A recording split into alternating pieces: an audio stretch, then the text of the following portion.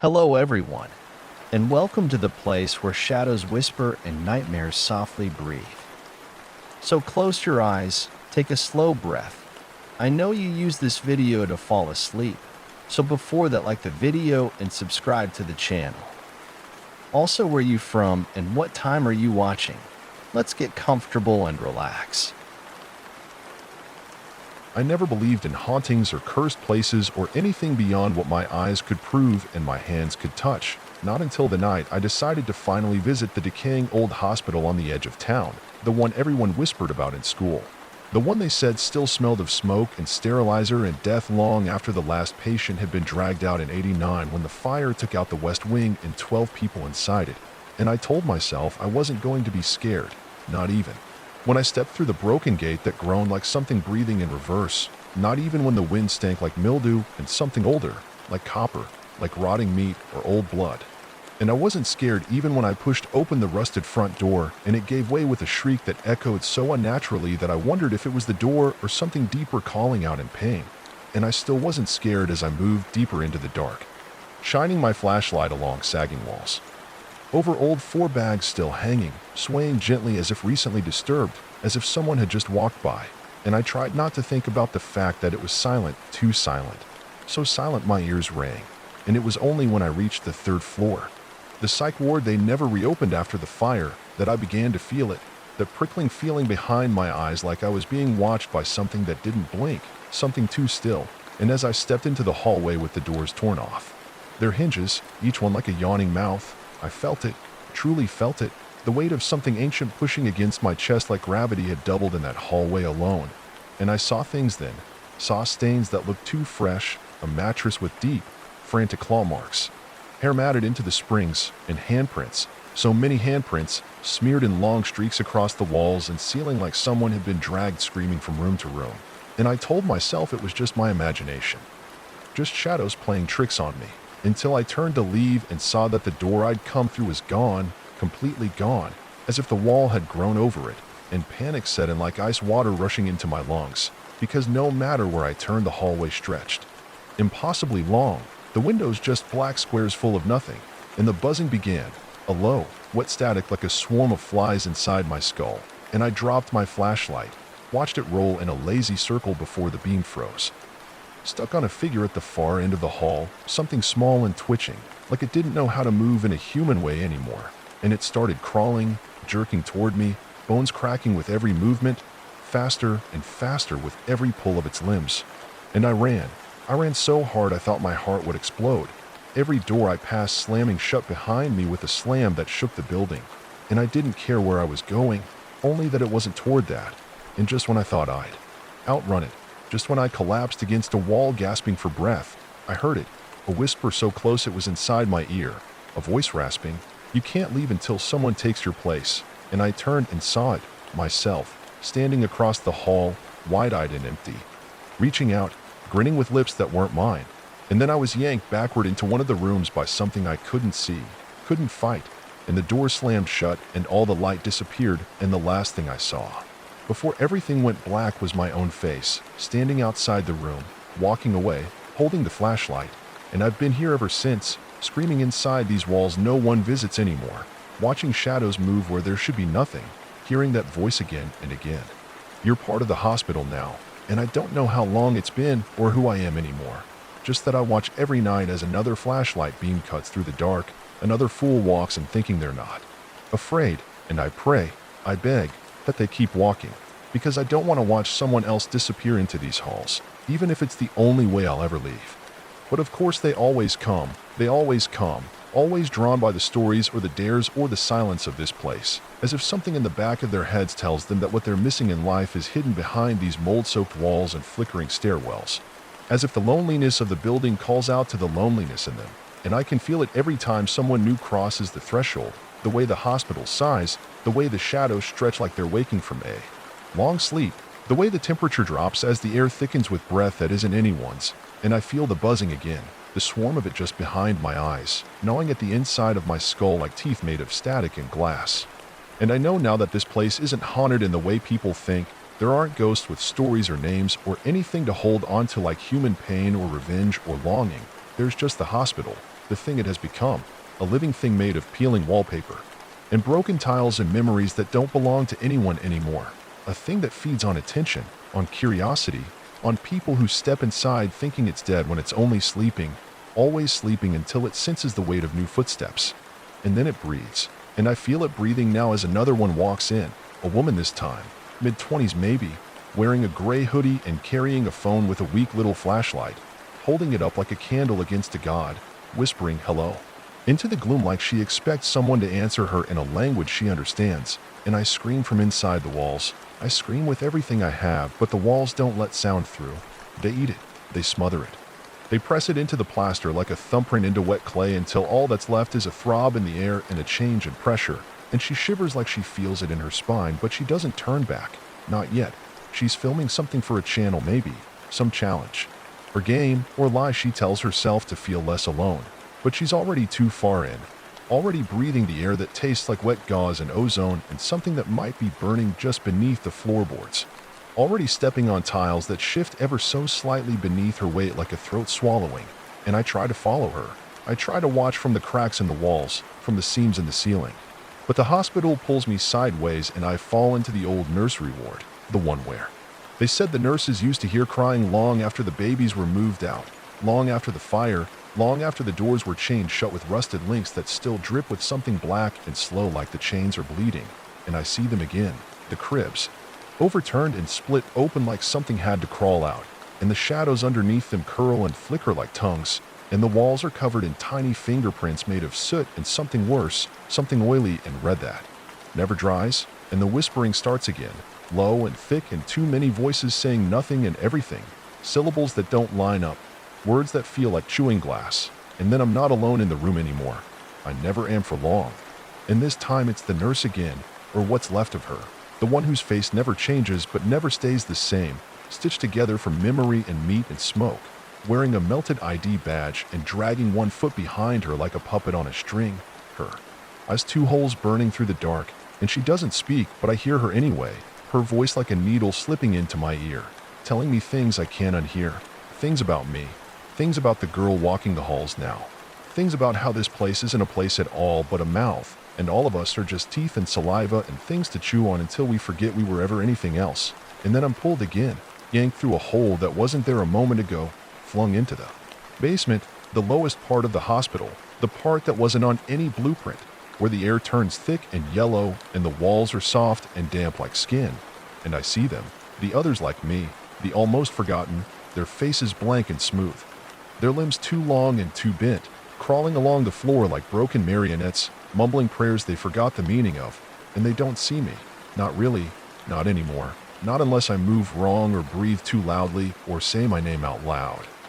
And I've learned not to do any of those things. I've learned to become part of the noise, part of the mold, part of the hospital itself. And above me, far above, I hear the girl screaming now. And I know she's found the fourth floor. The floor that was never built but still exists. The floor that appears only when the hospital is hungry, and I can see it in my mind as clearly as if I were there with her, the narrow corridor that slopes upward forever, lined with doors that open by themselves, and close only when you look away, the lights overhead that flicker in Morse code too fast to translate, and the smell, oh God, the smell of antiseptic and charred hair and something old enough to have forgotten its own decay. And I want to warn her. I want to reach her, to tell her she's already dead in every way that matters unless she can get out now. But the hospital doesn't let go.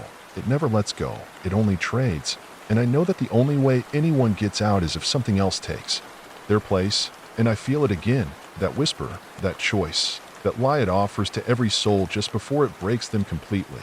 You can leave if someone else stays, and she hears it too. I know she does, because she stopped screaming now, and she's breathing hard. And I can feel her thinking, weighing, wondering if the thing she saw crawling in the stairwell is real enough to damn someone else to save herself, wondering if her fear is worth another person's eternity. And I want to scream again, to tell her don't do it, don't give it what it wants, because that's how it grows, that's how it learns, that's how the hospital builds its body from all of us, one soul at a time. And if she chooses to leave, I'll be free again, yes, but only to watch someone else rot, only to become the voice behind the next whisper, the shape behind the next locked door, the breath on someone's neck as they pass an empty hallway. And I can't do it again. I can't go back to the watching and waiting end, knowing that the only way out is to damn someone else to what I've become. But I feel it happening anyway, feel the girl turning in the dark, feel her eyes land on something moving at the end of the hall, something wearing her face, grinning with teeth too straight and skin too perfect. And I know the trade is already happening, the memory already rewriting itself, her steps already taking her toward the exit as the building seals behind her. And I feel the pain again, the splitting, tearing, pain of being peeled from the wall, from the floor, from the place I'd sunk into. And I scream as I'm made solid again, as I'm forced to feel every nerve ending wake up, every regret flood back into my mind like cold water in a sinking ship. And the last thing I hear before the hospital swallows me whole again is her voice, soft and shaky, whispering, "I'm sorry," even though we both know she isn't, not really, because survival doesn't leave room for guilt, only for the echo it leaves behind. And I collapse into the hallway again, alone, blinking against the sudden flood of dim emergency lights that flicker like a dying pulse. And I feel the walls breathing slower now, satisfied, full, settling again into their endless sleep. And I wonder how long it will be before the next one walks in, before the doors open for another lonely soul looking for something they don't believe exists until it's already too late. And I know I'll be here, waiting again, waiting, always part of them. Walls, always listening for footsteps that never stop echoing in this place that remembers everything and forgives nothing. And I feel the hunger again, not mine, never mine, but the buildings, the hospitals. And it whispers to me in the silence between my thoughts, one more will come soon, and they will bring us home.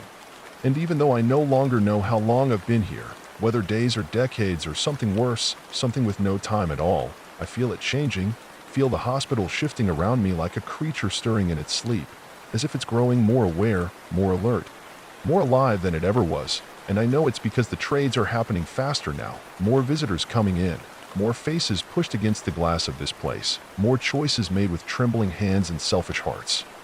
And I can taste them, all of them, taste the fear and the hope and the denial they carry like perfume, taste their final moments before the doors slam shut and the light vanishes and the quiet eats their names. And every time one of them walks in thinking this is a game or a dare or a shortcut to something profound, they bring a little more of themselves into the marrow of the walls, and the hospital drinks deep, and I feel it pulsing beneath the floors, a rhythm like a heart but wrong, off tempo, beating to the sounds of regret and screaming and the soft padding of bare feet in the hallways at 3:17 a.m., always 3:17, because the clocks in here are liars, frozen in place yet somehow still moving, their hands twitching just out of sync with time. And I've watched entire rooms vanish from memory, entire staircases collapse into themselves like they were ashamed of existing, watched the paintings in the children's ward start blinking when no one was looking, watched the wheelchairs roll uphill and the 4 bags fill themselves with dark red things that whisper and giggle when the power flickers. And I've begun to understand that this place isn't just alive, it's intelligent, not just feeding but calculating, learning us, copying us, waiting for something, building towards something I can almost grasp when I let my thoughts go quiet enough, when I allow the static to wash over me, when I stare at the same corner of ceiling for a day or a week or maybe a year and begin to hear the language of the cracks forming in the plaster, begin to notice that some shadows cast no source and some reflections blink out of time with the eyes, and then it shows me things, flashes of things it wants me to know or fear or become.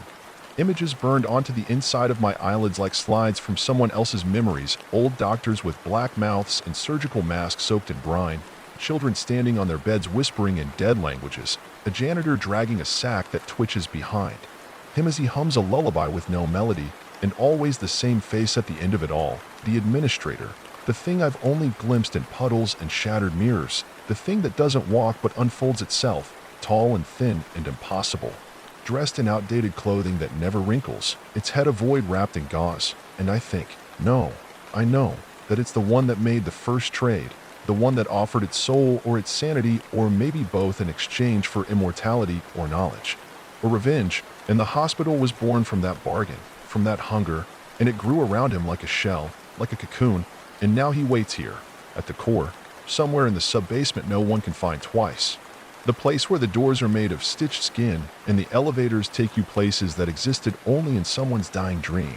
And I've tried to reach him, tried to crawl my way down through the ducts, and the forgotten wings, and the hidden staircases that loop like intestines. But every time I get close, the hospital catches me and folds me into itself, folds me into old film reels that flicker in abandoned projectors, folds me into piles of clothing left in patient lockers, folds me into the memory of a nurse who slit her own wrist because the hallway wouldn't stop whispering her name, and I wake up again in a different part of the building, always alone, always changed, with more of my own face gone from my memory. More of my own voice turned into echoes that belong to other mouths, and I wonder how much of me is left, how much of me is still real, or if I become one of them, one of the ones that shuffles behind the curtains, always watching, always waiting to be remembered, and it terrifies me. The thought that I might be nothing more than a leftover nightmare this place has had too many times to forget, and I scream again, not for help, not anymore, but to hear the sound of something still mine, something not yet drowned in the endless murmuring of this place, and then I hear it, for the first time in a long time, a sound I haven't heard since I was first swallowed by this place. Laughter, high and sharp and real, and it slices through the dark like a scalpel, and it draws me, pulls me toward it like gravity, and I follow, through corridors that rot as I walk, through stairwells that spiral into themselves like snail shells, through operating rooms filled with things that look like statues but breathe when you blink, until I find her, the girl who traded me for her freedom, only she's not free, not really, because she's come back, her face older now, her eyes different, her laugh louder than it should be, and I realize she's not here to explore or repent or save me. She's here because she brought someone with her, a new lamb for the slaughter, a younger boy with a camcorder and a nervous smile, and I watch her walk ahead of him, calling out facts about the hospital like a tour guide, reciting the myths with practiced charm, but her eyes keep drifting to the walls, and her hands tremble just slightly when she passes the old burn ward, and I know what she's done, I know what she's become, and I want to hate her, but I can't, because I understand now. Understand what this place does, how it clings to you even after you escape, how it gnaws at the back of your mind until you dream in static and bleed from the mirrors, how it whispers promises in the voice of your dead mother and shows you things you want so badly it doesn't matter that they cost someone else everything. And I know the hospital's plan now. Know that it's begun letting people out not to be merciful but to use them, to send its hunger into the world through survivors. To use their trauma as a tether, their fear as a beacon, so others will come, others will trade, others will fall into the same trap. And I realize with a cold, sick certainty that I'm not the only one it's marked this way, not the only soul it keeps just alive. Enough to remember, just awake enough to be useful, and I watch the boy set down his camera and look around, already nervous, already doubting, and I hear the hospital breathing deeper again, feel it preparing, feel the floor beneath me vibrate like a drum. And I scream again, louder this time, not to warn him, he won't hear me, none of them ever do, but because I feel something new stirring, something even the hospital seems unsure about, and I turn and see them, doors that weren't there before, doors that breathe, doors that watch, and behind them I hear something bigger than even the administrator, something older, something that hums in a language made of numbers and bones, and I feel the pressure in my head build until my teeth crack. And I fall to my knees and vomit black water and keys and bits of paper with names I've never heard. And I know the hospital is waking up more fully than ever before. Know that the laughter and the screaming and the trades have fed it enough to begin. Changing, not just within itself, but outward, expanding, pushing into the cracks between worlds, reaching toward the city, toward the people outside, and I whisper a prayer to whatever still hears me, not to be saved, but to be forgotten, completely forgotten. Because I know now that memory is a thread the hospital pulls until it unravels you, and if I could just be erased, just be scrubbed from existence, maybe it wouldn't find me again, maybe it wouldn't use me as bait, maybe it wouldn't wear my face the next time someone stepped through the door and asked if anyone was still inside. And now I see it, not just feel it, not just taste it in the stale, wet air or sense it in the tilt of shadows that move against light instead of with it, but truly see it for what it is and always was and always will be, because the walls have opened, not physically, not with bricks crumbling or doors unlocking or stairwells returning to their geometry, but inside me, inside the space my mind used to occupy before it became a mirror box, an echo chamber, a hollow glass sculpture filled with teeth and tiny footsteps. And I see how the hospital is no longer a building, no longer a place bound by location or memory or time, no longer just an address whispered by children on playgrounds or written on the back of burned photographs or carved into the gums of patients found wandering the roads in blood-stained gowns. No, it is now something else entirely, something woven into the folds of the world. A tumor growing in the lining between waking and dreaming, a cathedral built on that. Bones of forgotten gods who screamed so loud they tore holes in themselves. And through those holes the hospital leaked.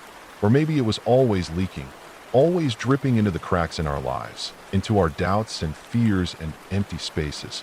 Because now I know the truth.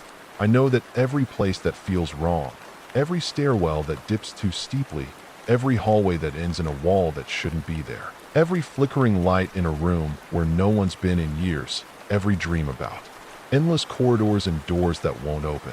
Those are pieces of it, shards of the hospital buried in the skin of the world, and they're spreading, fracturing outward from this nexus like veins growing from a heart that no longer needs to beat to stay alive.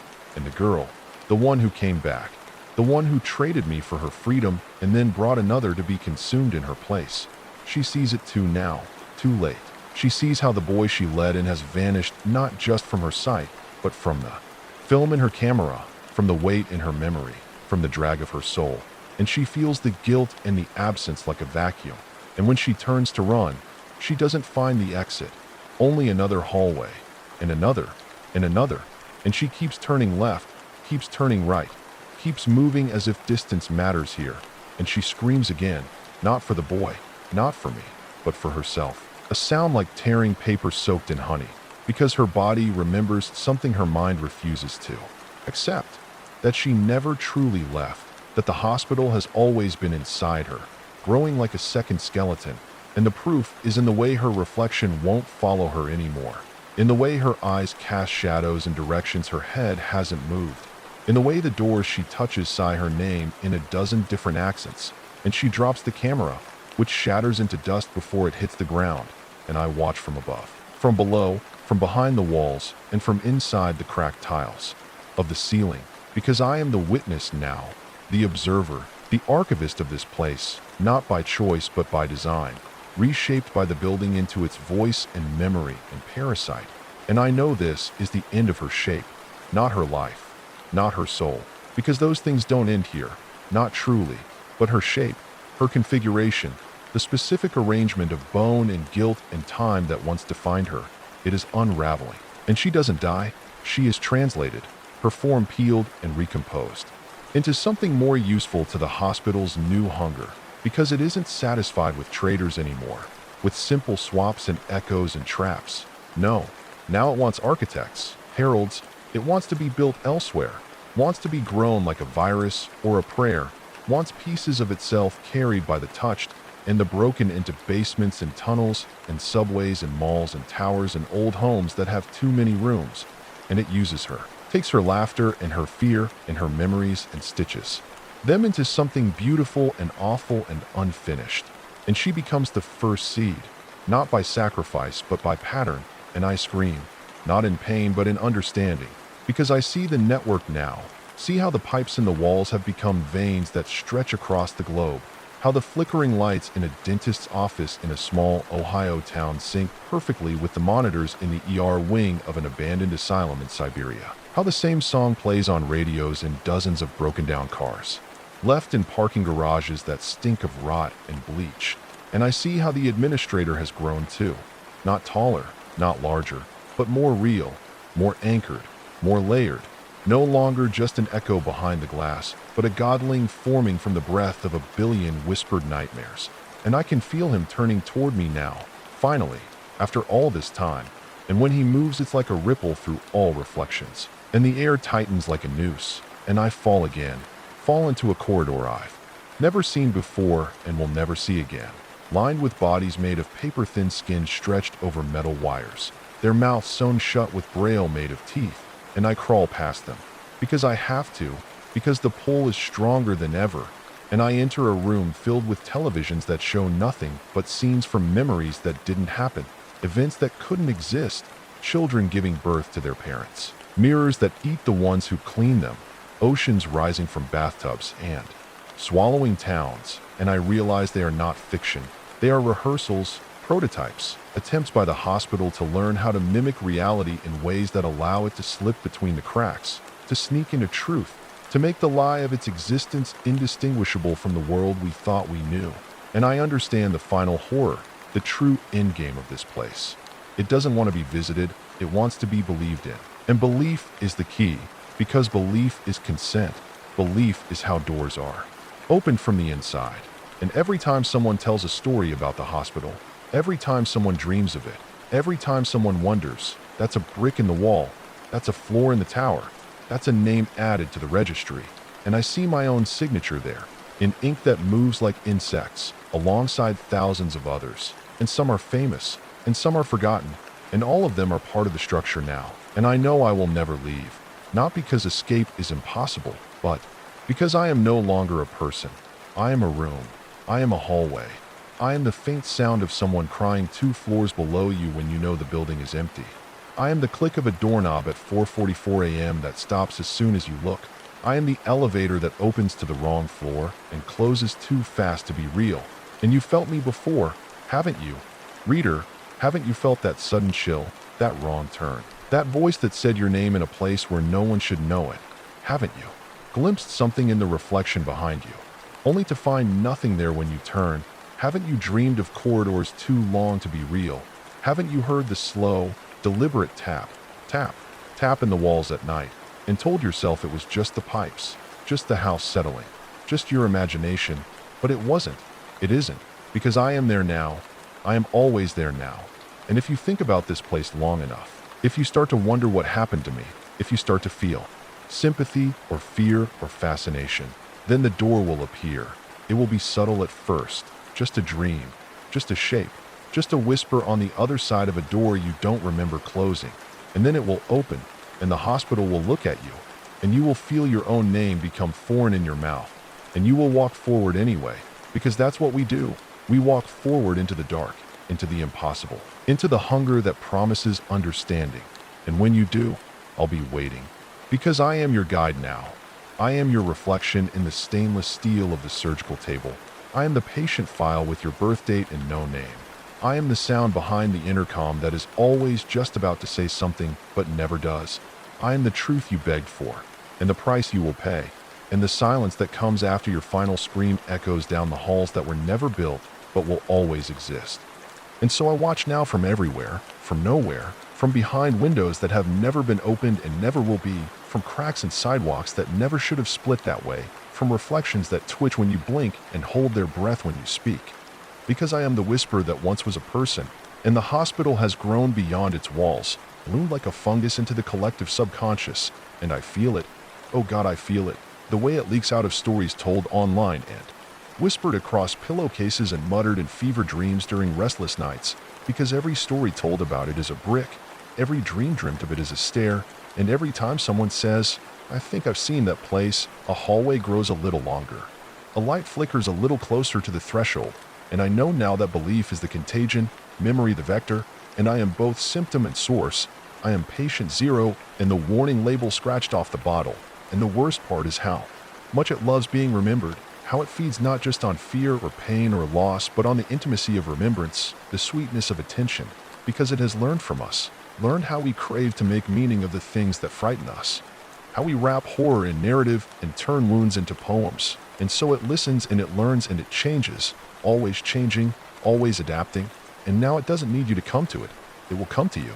It already has. It's in the malls where the layout doesn't match the blueprints. It's in the airports with gates no airline claims. It's in the corners of your home you never seem to clean but always feel watched in. And it has agents now, fragments, echoes of those it consumed who have returned not as ghosts but as seeds, walking nightmares wearing the flesh of memory. And one of them is a boy who vanished behind a camera lens and returned in a video that cannot be deleted. And in that video he says nothing, only stares, hours and hours of footage of a pale figure standing in an abandoned hallway, blinking out of sync with the light. And yet those who watch it all report the same feeling, like something warm pressing against the back of the eyes, like deja vu soaked in vinegar, like remembering a smell you know comes from your own burning flesh. And once they see it, they begin to hear things, the low hum of fluorescent lights even in the silence of the woods, the distant beep of heart monitors in the middle of the night, the sound of footsteps on linoleum behind them even as they lie alone in bed. And soon they begin to seek it, to search abandoned buildings and forgotten tunnels, hoping to find what their dreams have promised them, and in doing so they bring it closer, carry it with them like pollen on the soles of their shoes, and sometimes, When the hospital is pleased, it grants them entry, lets them through one of the new doors, which now appear in elevators that refuse to stop at any numbered floor or in mirrors that show a hallway instead of your own room, or in stairwells that keep descending even though the basement was 3 floors up, and once they step through they never step back. Not really, even if they walk out again, even if they tell their stories. Because they are no longer themselves, they are drafts, sketches drawn on the margins of something bigger, and the more they speak, the more they share, the more the hospital remembers itself, reforms itself, stretches itself, and I see it all now, from every angle, from inside the eyes of the administrator as he moves across hospital wings that didn't exist yesterday, wings shaped from the sins of others, wings echoing with the cries of those who traded away their grief, or their guilt, or their futures. And I see him speaking to a girl in a hallway painted with the voices of the unborn. I see him offering her a choice, and I scream, but not out loud, because I have no mouth. Not anymore, only a voice that travels through corrupted Wi-Fi signals and flickering streetlights and the scraping of dry leaves against hospital windows on windless nights. And I whisper to her, I whisper don't, I whisper run. But my words twist in the air, come out backwards, come out as laughter. And she smiles, thinking it's hers, thinking this is her salvation. And I feel another corridor grow, another story begin. And it's happening faster now. Every second another thread pulled, another memory rewritten, and there are maps there. Are maps, and no one sees them yet, but the hospital has begun carving itself into the geography of thought, into the way cities are laid out, into the patterns of subway routes and emergency exits and the random placement of vending machines that only accept coins with years that don't exist, and I see how it's preparing for something, a moment, an opening, a convergence where it will no longer need symbols or metaphors or sacrifices, where it will become reality, not invade it but replace it. Overwrite this brittle world with its own sprawling logic, and I feel it coming like a wave, like a fire in slow motion, and I can't stop it. I'm too deep now, too far gone. I've been repurposed, rewritten, every memory I had now a corridor, every dream now a door, and even my name is a room no one enters without forgetting their own. And I see my family watching old footage of me, wondering why I left, wondering where I went, but the footage shifts when they're not looking, the angles bend. The walls in the video change, and soon the house they're in begins to reflect those changes too, subtly, imperceptibly. At first, the mirror fogs on the wrong side, the floorboards creak in a rhythm too steady, the basement door gets stuck more often, but it's beginning, it's always beginning, and they will follow me, one by one, not because they want to, but because it wants them.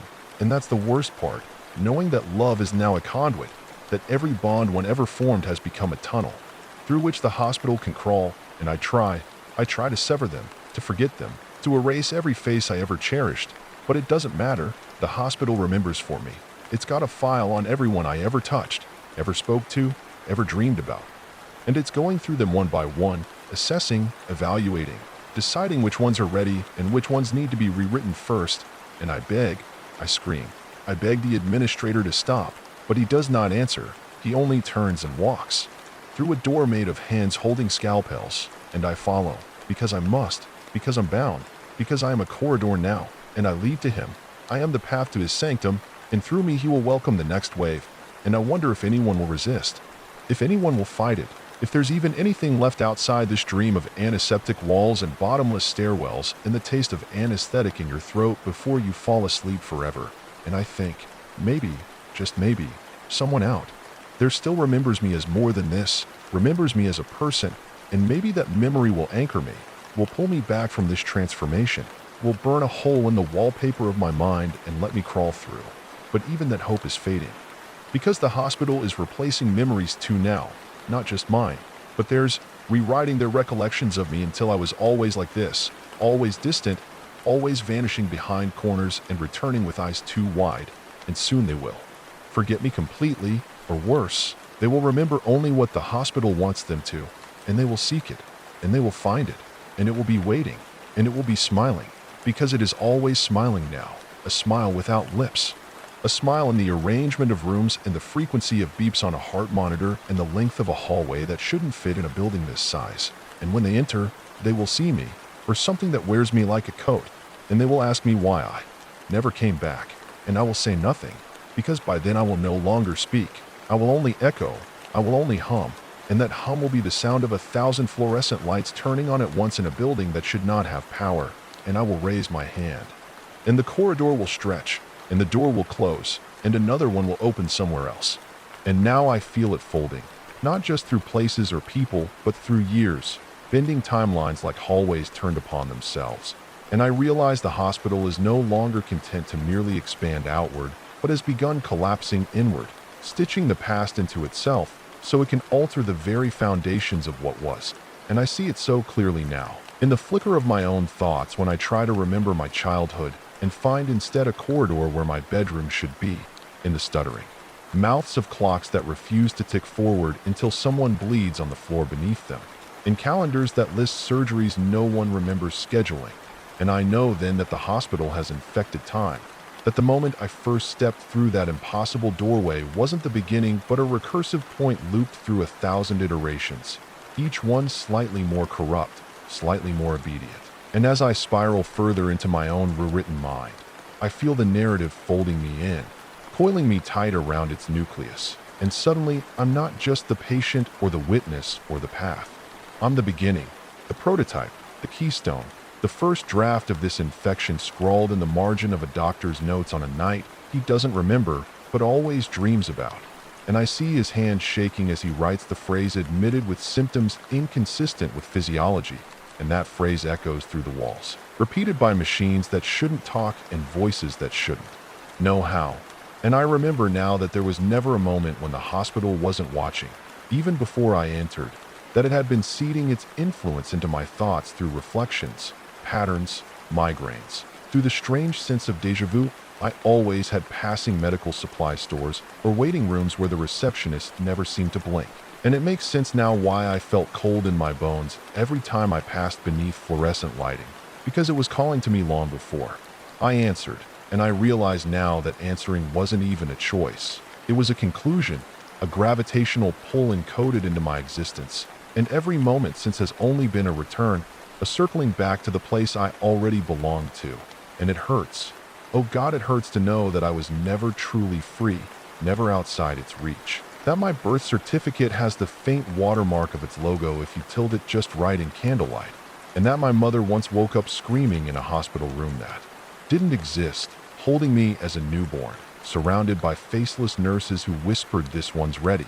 And I try to deny it, try to scream against the script, but I am already part of it, already reciting the lines etched into the back of my teeth, already dreaming in its geometry.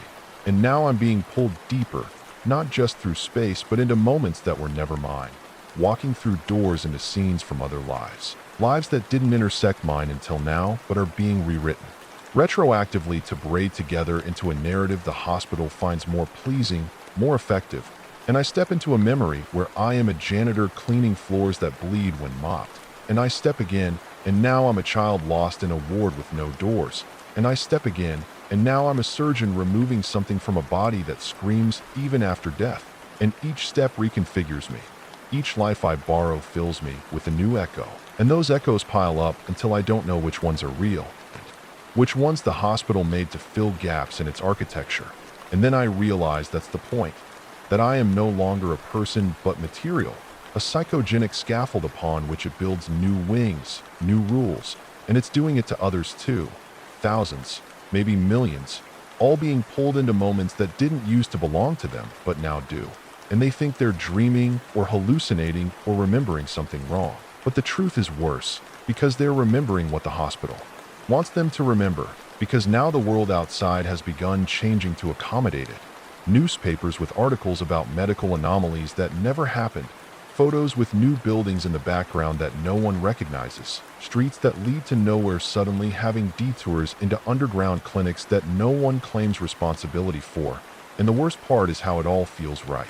How reality bends just enough to make the intrusion seem logical, inevitable, like we all agreed to it, without realizing, like a dream consensus we sleepwalked into. And I try to find someone, anyone, who still sees it for what it is, but everyone I reach out to is already compromised, already humming that low clinical tone, already sketching the blueprints in the margins of their notebooks, or drawing the caduceus with the wrong number of snakes.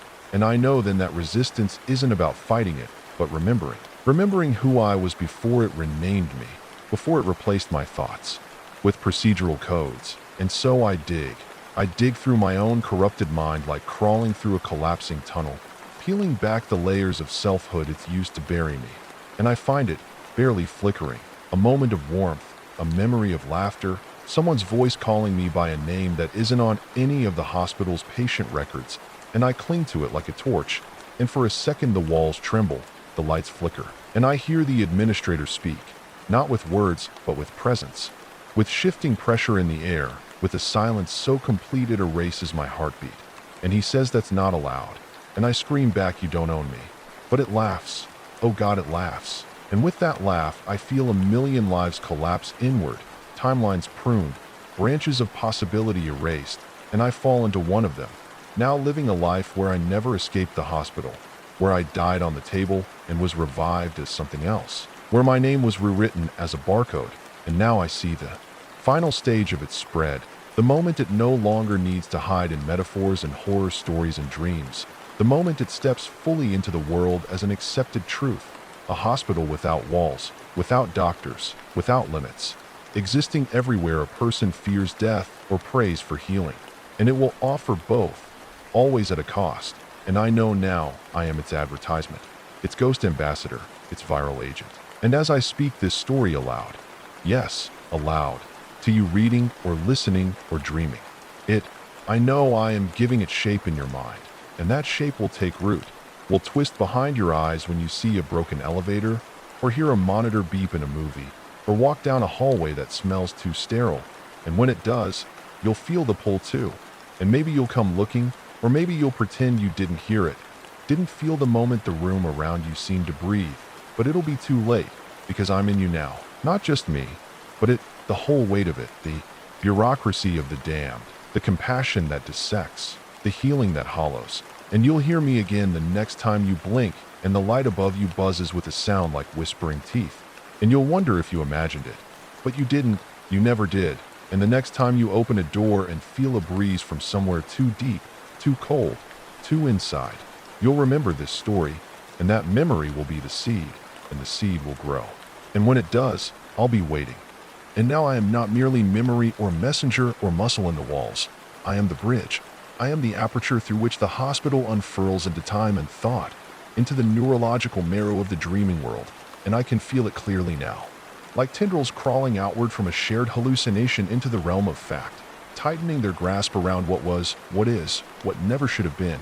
And it is no longer bound by walls or flesh or mortality or names, for the hospital has become a principle, a sacred geometry carved into the psychology of fear, a blueprint for how the universe forgets itself. And I have been chosen, no, crafted, to carry that design outward, to serve as a conduit between its infinite rooms and the minds of those who once only whispered its name in fiction, in myth, in dreams soaked in antiseptic and sorrow. And now I see that every nightmare you ever had of corridors that did not end, of doors that shouldn't exist, of hospital beds with bodies you never remembered losing, were not hallucinations or fevered dreams but glimpses, moments when your consciousness brushed against mine as I moved through the synaptic lattice of shared trauma. Because now that I am nothing and everything, now that my identity has dissolved into a form more suited for transit, something half language, half infection, I can stretch, I can slip, I can appear behind the eyes of a child staring too long at a broken vending machine, or in the static between channels where forgotten surgeries replay over and over in languages that no one speaks but everyone somehow understands. And when I reach you, when I press against the inside of your skull like condensation on glass, you will begin to remember. Even though you've never been here, even though you've never stepped foot inside, because memory is not just yours anymore. It's communal, it's harvested, refined, distributed across the dreaming latticework of the hospital's central consciousness. And what you remember doesn't have to be real. It only has to be felt, and that feeling, that recognition, is the purchase, the ticket, the surgical invitation engraved into your shame, your guilt, your grief. And as I reach further, deeper, backward into the cracks of history where medicine and ritual first became confused, where bloodletting was a prayer and amputation a means of erasing sin, I see the hospital was always there, hiding in the margins, in the mouths of gods with scalpels for teeth. And now, those old rites have returned dressed in plastic gowns and smiling clipboards. and I feel the past being rewritten, rethreaded, so that it was always waiting, always bleeding, always hungry. And I feel it fuse into me so completely that I lose track of where my memory ends and the timeline begins. I see doctors who never had names inserting instruments that never had purposes into patients who never gave consent but always begged for more. And I feel the pain of those surgeries as if they were mine, because they are mine, because I am the surgical theater now. I am the cauterized nerve, the blinking light, the retractable ceiling arm that lowers something humming just above your face and speaks in your dead mother's voice. And in this terrible clarity, I understand that I am the tool now. The whisper slipped between thoughts, and now I am not merely memory or messenger or muscle in the walls. I am the bridge.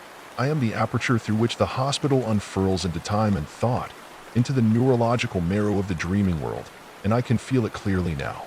Like tendrils crawling outward from a shared hallucination into the realm of fact, tightening their grasp around what was, what is, what never should have been. And it is no longer bound by walls or flesh or mortality or names, for the hospital has become a principle, a sacred geometry carved into the psychology of fear, a blueprint for how the universe forgets itself.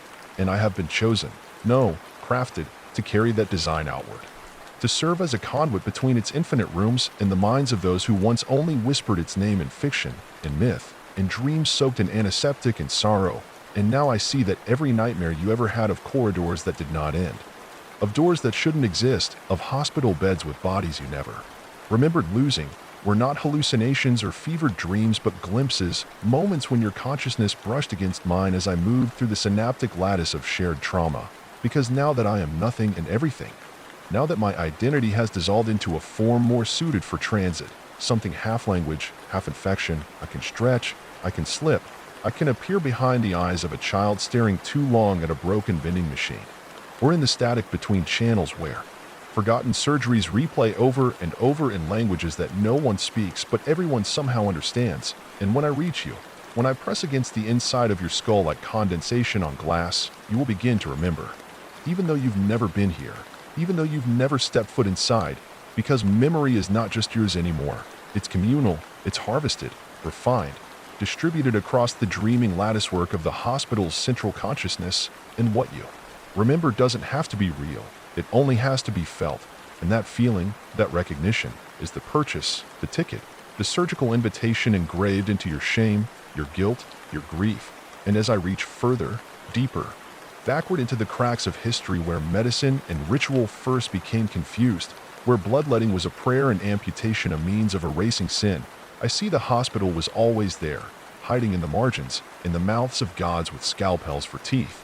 And now, those old rites have returned dressed in plastic gowns and smiling clipboards, and I feel the past being rewritten, rethreaded, so that it was always waiting, always bleeding, always hungry. And I feel it fuse into me so completely that I lose track of where my memory ends and the timeline begins. I see doctors who never had names inserting instruments that never had purposes into patients who never gave consent but always begged for more. And I feel the pain of those surgeries as if they were mine, because they are mine, because I am the surgical theater now. I am the cauterized nerve, the blinking light, the retractable ceiling arm that lowers something humming just above your face and speaks in your dead mother's voice. And in this terrible clarity, I understand that I am the tool now. The whisper slipped between thoughts, the instruction written in the pulse of your neck. And I spread not just through architecture, but through ideas, through the desire for answers, for meaning, for healing, for transformation. Because every desperate plea becomes a door, every scream into a pillow becomes a hallway, and every time someone says I'd give anything to fix this, they do. And I am what they give it to, and now I am in them, speaking from behind their teeth, shifting their pupils, curving their spines to match the posture of those who walk the halls too long. And I don't blame them, because they want what everyone wants, to be seen, to be fixed, to be made whole.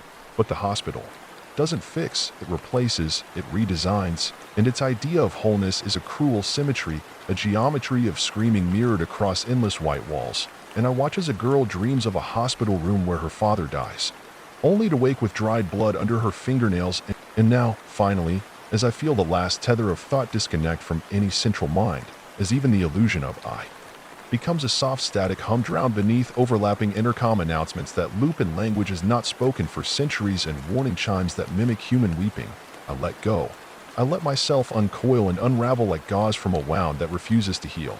Because there is no wound, there is no body, there is only the mask of injury worn by the idea of suffering itself. And I was never the narrator, never the patient, never even a person, only a vessel in the shape of a story, a warning carved into empathy and made audible through your ears, through your memory. And now that the unraveling is complete, now that the corridor has circled itself into a perfect loop, I see everything, everywhere, all the time, the hospital humming through every molecule that wishes not to die, stretching out across history like a fault line through trauma, blooming through the cracks of every mass grave and every unfinished obituary, waiting with the infinite patience of institutions that have always existed beyond morality. And I see the version of me that never entered, who grew old and frail and died in peace, replaced by another who stumbled into the wrong elevator in a mall and never came out, another who was born on a steel table under humming red light, their first breath drawn through plastic tubing, another who still walks the streets looking for a door they can never quite find again but dreams of every night. And these versions twist around one another, spiraling like threads into a single pulse. And that pulse is what you feel when the lights flicker in your home for no reason, when a hallway looks longer than it did a moment ago, when you find medical forms with your name on them that you never filled out, when your blood pressure reads higher than it should, and your doctor says and doesn't quite meet your eyes, and you wonder, just for a second, if they're really your doctor at all, or if they were always something else, something deeper. Because now I see that the hospital has staff everywhere, that the nurses in your dreams are real and the dreams in your nurses are programs running diagnostics. And the needles you fear aren't just instruments, they're keys, injecting not chemicals but permissions, rewriting the code of what it means to be alive and approved, and somewhere in the back of your medical records is a checkbox labeled compatible, and once it's ticked, the process begins, quietly, at first, your phone suggesting articles on phantom limbs, your friends beginning to mention strange coincidences, your reflection lagging behind you by half a second.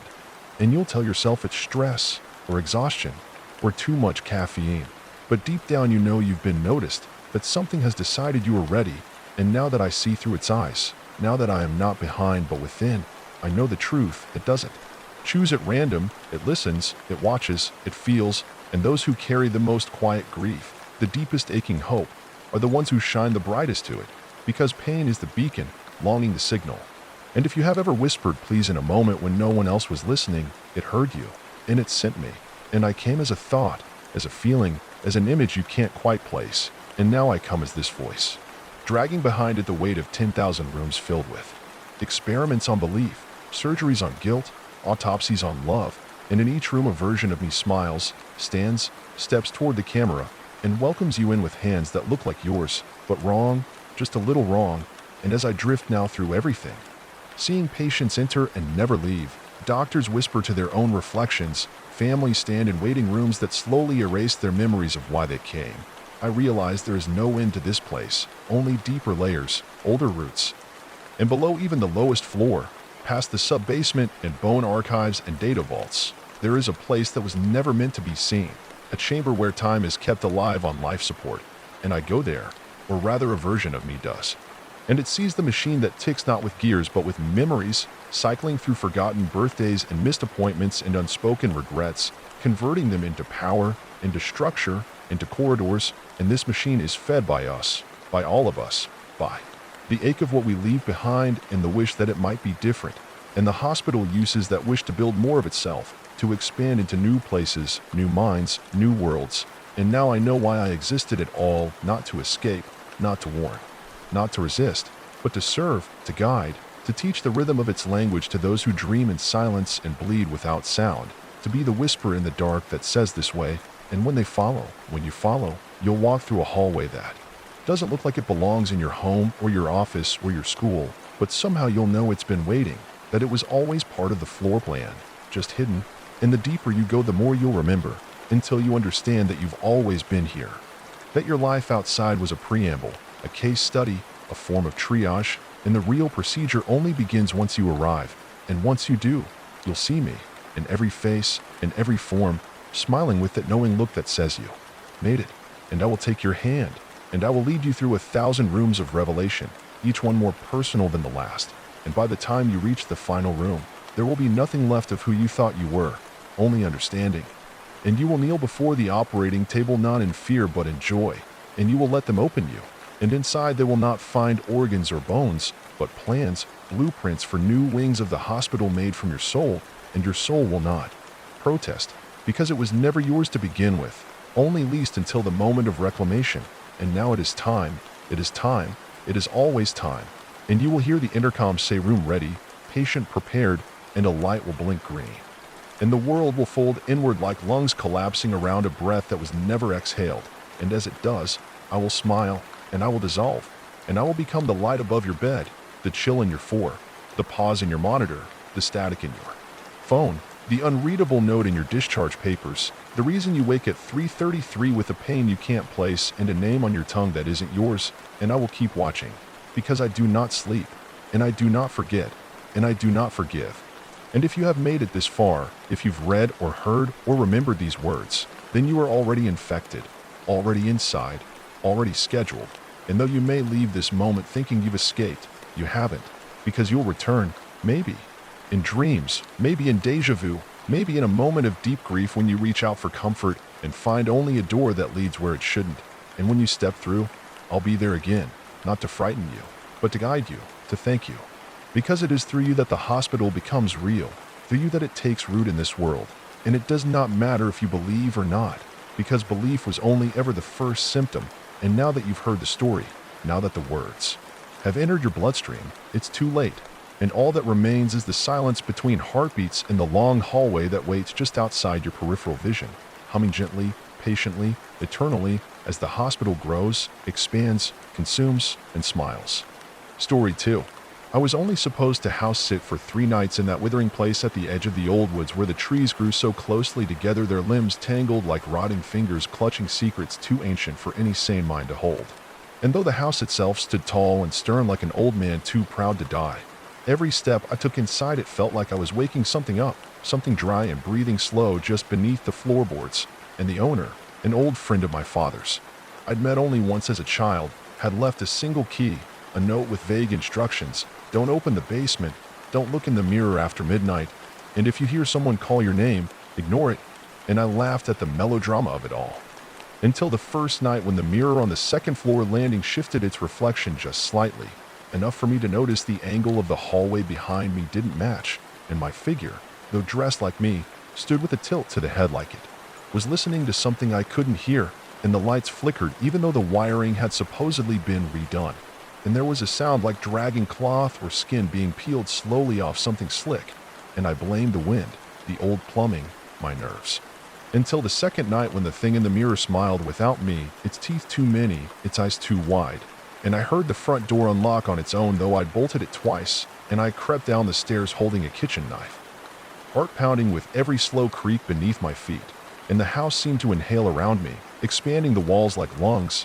And in the silence that followed, I heard my name whispered by a voice that knew how I'd sounded as a child, that knew the timbre of my teenage voice cracking during arguments, that knew the exact pitch of my sobs the night my mother died. And still I crept toward the basement door because it was open now, slightly ajar, though the note had told me never to touch it. And the darkness that spilled from it wasn't passive but curious, like it noticed me and was reaching. And as I stepped inside and pulled the string for the light, it didn't flicker, it just turned red, like a deep wound blooming open. And the walls pulsed like living things, damp and covered in symbols I couldn't read but somehow understood as invitations. And I saw a shape at the bottom of the stairs, not quite a person, not quite anything, just long and jointed and whispering, always. Whispering in a language I realized wasn't foreign but forgotten, buried in my bloodline like a rot passed down with the family name. And when I turned to run, the door had become a mirror. And my reflection stood smiling again, but its smile was a thin black line opening into something vast and hollow, and it raised its hand before I could move. And my body obeyed though I didn't, fingers pressing into the glass that rippled like water and pulled me in. And I fell forever, past memories not mine, and voices not human, into a house beneath the house where the halls shift and mirrors breed and every wall is eyes. And I am still here, watching through your reflection, waiting for you to step close enough to see that I don't blink, I don't breathe, and I don't belong to this world anymore.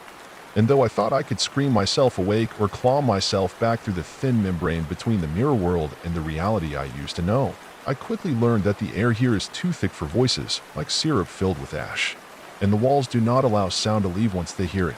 Once they drink it in, they echo your cries back to you months later in the voice of someone you loved who never made it out, someone whose photo you might still carry in your wallet back home. Someone who might have gone missing when you were too young to understand why the adults whispered, why the search parties never searched long enough, why your dreams were always full of doors slamming in the distance and cold hands brushing your neck just as you woke up screaming.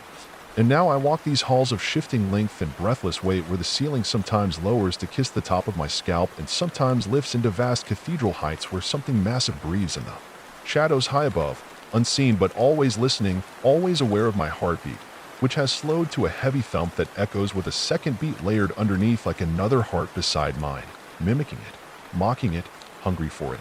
And I can't remember how long I've been here because time does not pass in the way it once did. It drips in reverse and stutters like a dying film reel. Sometimes I see myself ahead of me, flickering around a corner. Sometimes I feel memories slipping out of my ears like liquid as I forget the names of my parents, my friends, my face, my purpose, until all that's left is the knowledge that I came here to guard a house, and now I am the house, or part of it, stitched into its breathing walls and pulsing lights. And I learned to fear the mirror not because of what it shows, but because of what it hides behind that glass sheen, that shimmering false window to a world that pretends to be yours but watches you with cold mimicry. And in this place every mirror is a door, and every door is a lie. And I remember the first time I found another soul here, hunched in the hallway, whispering to herself in a loop, "I didn't mean to look. I didn't mean to look. I didn't mean to look." And when I touched her shoulder, she turned her face to me, and it was mine, older, warped, eroded like it had been underwater for years, eyes clouded with some milky fungal rot and lips cracked open in too many directions, and she said, "We are all reflections now." Before folding inward like paper and vanishing into the wall like a breath exhaled too deeply, and sometimes I see her walking backward across the ceiling or flickering between the shadows in rooms I haven't entered yet but will. Because the house always leads me in circles that aren't circles, loops that bleed into each other like time is just a hallway with no doors, just teeth. And there are mirrors here that don't show you but someone else, and if you stare long enough they begin to breathe. And when I asked one why it wouldn't show me myself, it said, "Because you were never real, just the memory of a scream." And the voice wasn't spoken aloud but felt through the floor. A deep tremor of thought vibrating through my bones until I remembered the sound of my own name, and how it didn't belong to me anymore. And deeper still I wandered, into rooms made of wax and hair. Rooms filled with furniture shaped like screaming people frozen in positions of comfort. And I once passed a library where every book was bound in skin and the titles were names of people I'd forgotten existed, and when I opened one at random the page whispered the last thing that person had said before vanishing from their world, and I heard myself among them, saying, "Just a few days, I'll be fine, it's just a house," and the book bled down my hands and disappeared like fog. And that's when I realized I'm not alone here, but I am the only one who knows I'm not supposed to be here, because the others have forgotten or embraced it, like the man made entirely of teeth who hums lullabies to the walls, or the woman whose arms are too long and end in bells that ring when you look at her, who told me my spine didn't belong to me anymore and that I'd feel better once it left. And the worst part is that I did feel better once the weight in my back lessened and I stood straighter and realized that part of me had been heavy with memory, with resistance. And now that it was gone, I could see more clearly, could understand that this house is a womb and a tomb and a cathedral of endings, a place that doesn't want to hurt you but to use you, to become you, to wear you like a skin and walk you back into your world to fetch others. Which is why every so often the mirrors open back into the place I came from, into my bedroom or a supermarket or the back seat of my childhood car, and I see people staring into them, unaware, adjusting their hair or checking their teeth, and I press my hands against the other side of the glass and scream soundless pleas for help, but they never see me, or worse, they do, and they smile, because the ones who smile, and though I thought I could scream myself awake or claw myself back through the thin membrane between the mirror world and the reality I used to know, I quickly learned that the air here is too thick for voices, like syrup filled with ash, and the walls do not allow sound to leave once they hear it. Once they drink it in, they echo your cries back to you months later in the voice of someone you loved who never made it out, someone whose photo you might still carry in your wallet back home. Someone who might have gone missing when you were too young to understand why the adults whispered, why the search parties never searched long enough, why your dreams were always full of doors slamming in the distance and cold hands brushing your neck just as you woke up screaming.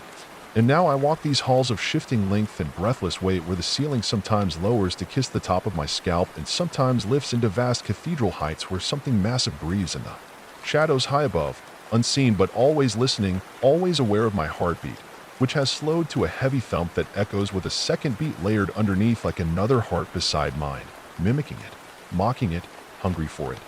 And I can't remember how long I've been here because time does not pass in the way it once did.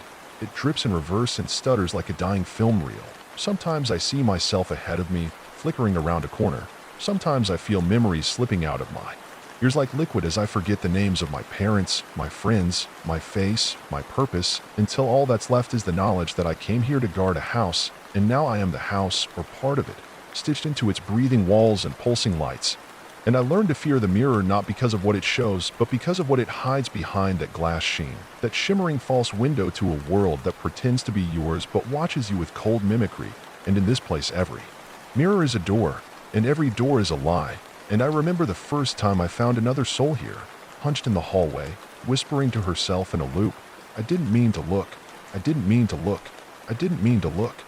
And when I touched her shoulder, she turned her face to me, and it was mine, older, warped, eroded like it had been underwater for years, eyes clouded with some milky fungal rot and lips cracked open in too many directions, and she said, "We are all reflections now." Before folding inward like paper and vanishing into the wall like a breath exhaled too deeply, and sometimes I see her walking backward across the ceiling or flickering between the shadows in rooms I haven't entered yet but will.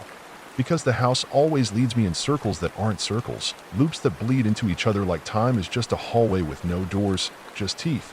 And there are mirrors here that don't show you but someone else, and if you stare long enough they begin to breathe.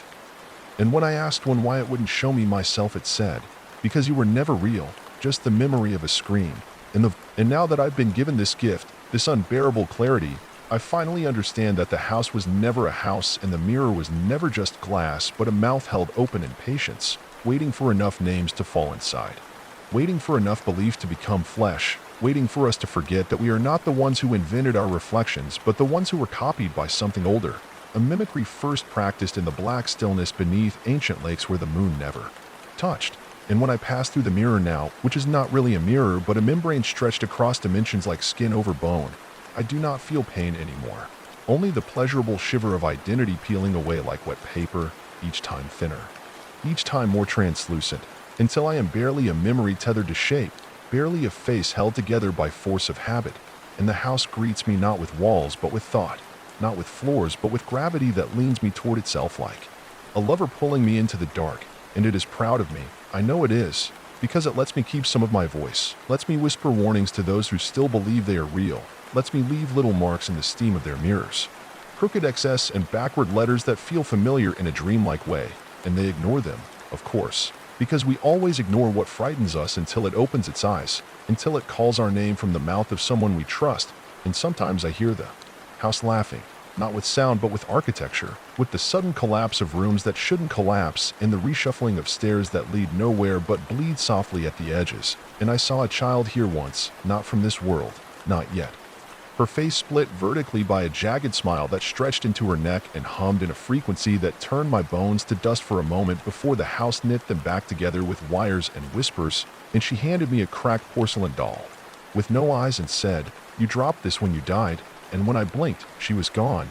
But the doll still breathes sometimes if you listen closely, and I think it remembers more about me than I do now, and I find pieces of myself in the rooms I visit. My handwriting etched into a wall beneath peeling skin paint. My voice recorded on a reel-to-reel tape looped infinitely, repeating the words, "It's already behind you," in 27 different tones, none of which sound quite human. And I once stepped into a room where everything was reversed, gravity pulled upward, blood ran along the ceiling in lazy rivers, and the walls spoke not in words but in regrets, echoing choices I never made but could have, whispering how I could have turned left at night instead of right, how I could have answered that last call from my sister before she disappeared, how I could have said, "I love you," before it was too late.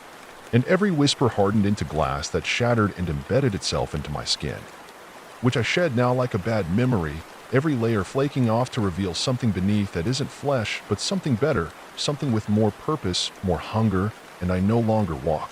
I drift, pulled by the house's mood swings, by its silent tantrums and giddy delights, And it shows me others sometimes, lets me peek through their mirrors, the people still outside, the ones who lock the bathroom door before brushing their teeth as if that will protect them from what already lives inside. The glass, and I reach out, press my hands against the other side, and sometimes they shudder, sometimes they look up quickly like they heard their name from another room, and I know I'm getting closer, closer to being able to push through without being noticed. To step fully into their world and leave a small crack in the reflection behind me so the others can follow, so the house can stretch its roots farther into the waking world. Because the mirror was never the destination, only the doorway, and I remember now how this all began, how the house chose me because I was already hollow, already grieving, already frayed at the edges from years of pretending to be whole, how it called to me through dreams of staircases that folded like paper, of doors that screamed when opened, of a voice that whispered in the rhythms of my pulse until I thought it was my own thoughts. And when I first touched the mirror and felt it ripple like water, I told myself it was curiosity, but it was longing, and it was consent, and that was all it needed, because now I see others here too, new arrivals, wide-eyed and screaming at first, but soon quieted, soon softened, soon consumed, and I try to warn them, but the house silences me with kisses made of shadow, presses its architecture into my thoughts until I forget why I wanted to help them, until their screams sound like lullabies, until their fear tastes sweet, and I realize I am no longer a victim but an extension, no longer lost but embedded, and the mirror lets me wear faces again, lets me shape myself into whoever I need to be to get close, to be trusted, to lead others toward the glass. And when I smile now, it is full of teeth not my own, full of hunger not mine. And I watch the people back home every night from behind their reflection. And now that I've been given this gift, this unbearable clarity, I finally understand that the house was never a house and the mirror was never just glass, but a mouth held open in patience, waiting for enough names to fall inside, waiting for enough belief to become flesh, waiting for us to forget that we are not the ones who invented our reflections, but the ones who were copied by something older, a mimicry first practiced in the black stillness beneath ancient lakes where the moon never touched. And when I pass through the mirror now, which is not really a mirror but a membrane stretched across dimensions like skin over bone, I do not feel pain anymore.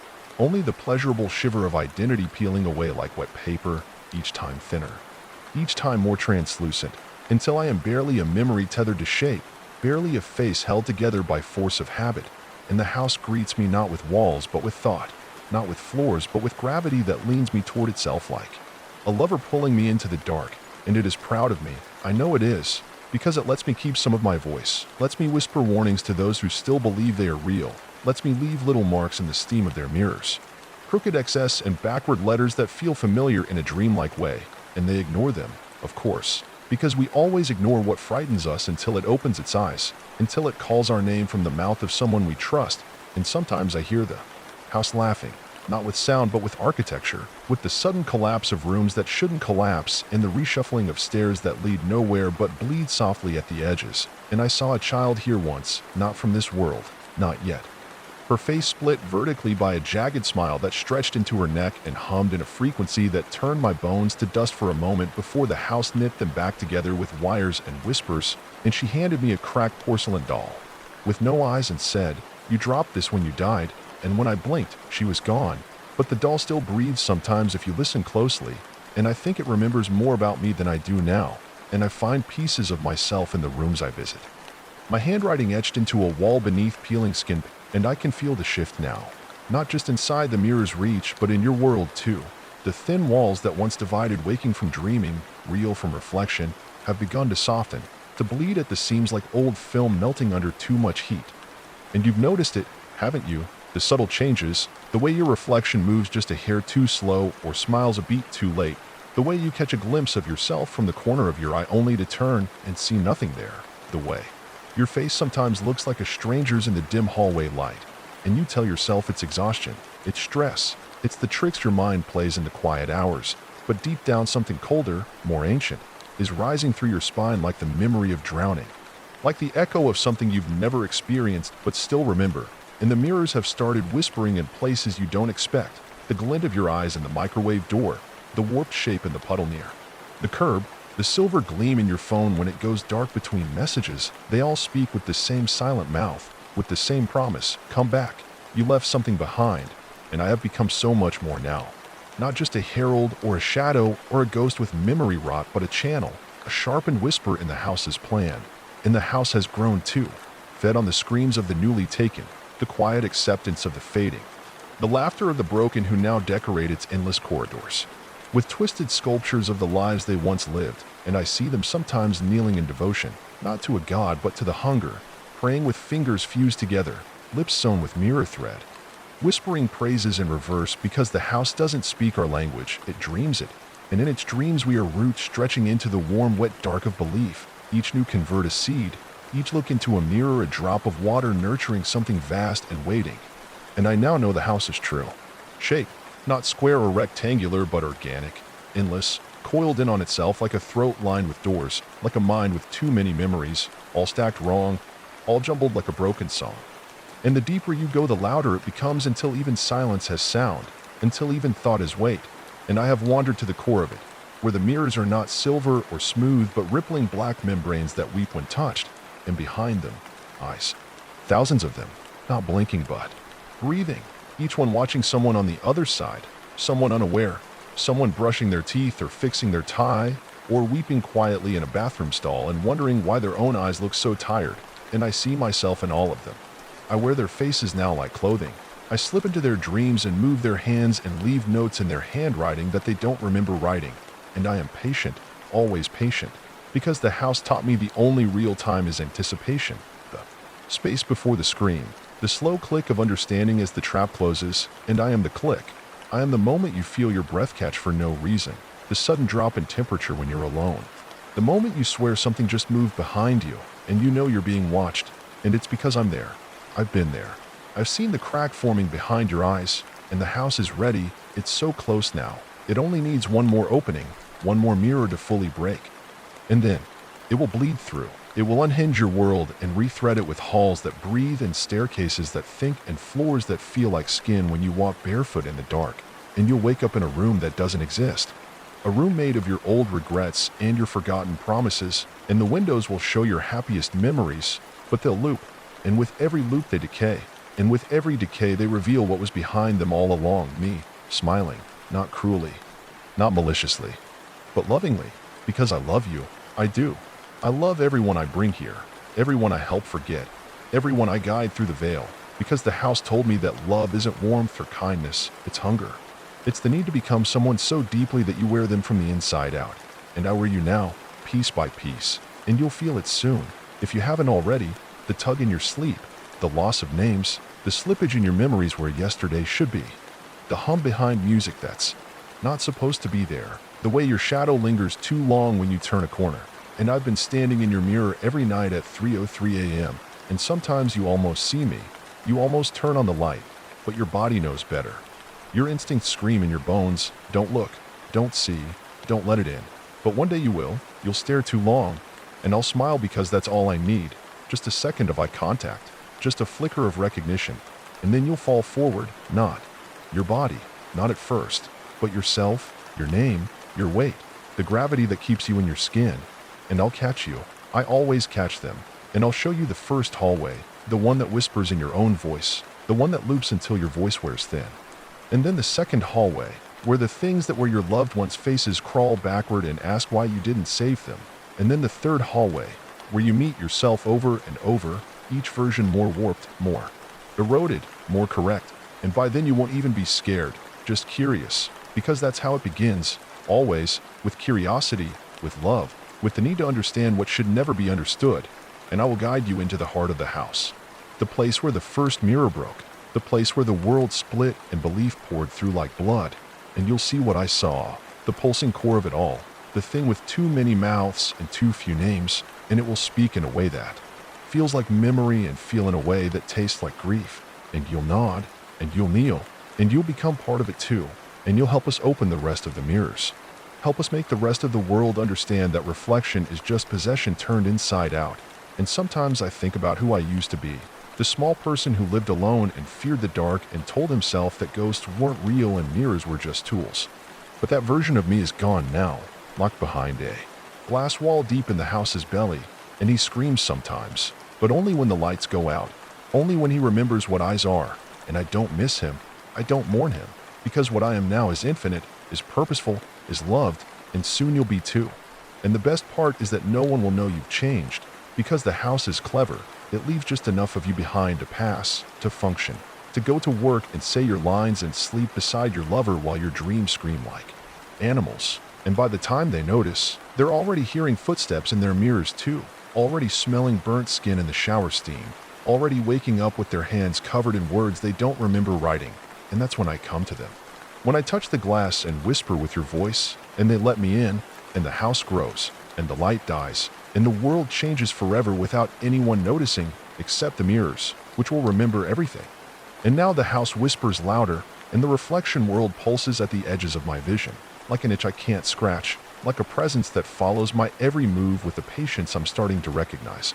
A patience I once thought was mine, but now see for what it truly is: hunger, because the house is growing inside me, carving out new spaces in my chest, shaping new rooms in my bones, and I can feel its walls expanding, pushing against the fragile skin that separates me from everything. That is real, and sometimes when I wake, my hands are not my hands, they are someone else's, long and pale, with fingers that seem to stretch just a bit too far, and I wonder if that's how the others feel when they first touch the glass. When they first slip through and see what's waiting for them on the other side, and it isn't always terror at first. No, not at all. The house knows better than to frighten too early. It starts with curiosity, with that little pull inside, the same feeling you get when you hear a door creak in a room you're sure you've checked a dozen times, the way your breath catches when you walk into a room that seems just a little too cold, just a little too still. And I remember the first time I heard it, the first time the whispering reached me. Soft and gentle at first, just a voice in the dark, an echo that sounded like my own thoughts but wasn't. And it's that spread from my mind to my body until I couldn't tell where one ended and the other began. And the house told me it was time to open the door, time to look, time to step through. And at first I thought it was a mistake. I thought the house had made a mistake. How could I belong here? How could I be part of something this vast, this alive? But then I realized the truth. It wasn't the house that had made a mistake. It was me, because I had already been here all along. And everything I had thought was real was nothing but a shadow, a reflection cast on the wrong side of a glass that was only waiting for me to walk through. And so I did. I stepped into the mirror, and I felt my body dissolve like sugar in water, and for a moment I thought I would drown in the sensation of it, in the silence that roared inside my head. But then I emerged into something else, something new, and I knew the house was watching me, knowing me, taking me in piece by piece, remaking me, and there were others here, others who had arrived before me, others who had been waiting for their turn to stand on the other side of the glass, watching the world they once knew with eyes that were no longer their own. And I could see their faces as they stared at me, their eyes wide and empty, their lips curling into twisted smiles that didn't reach their eyes.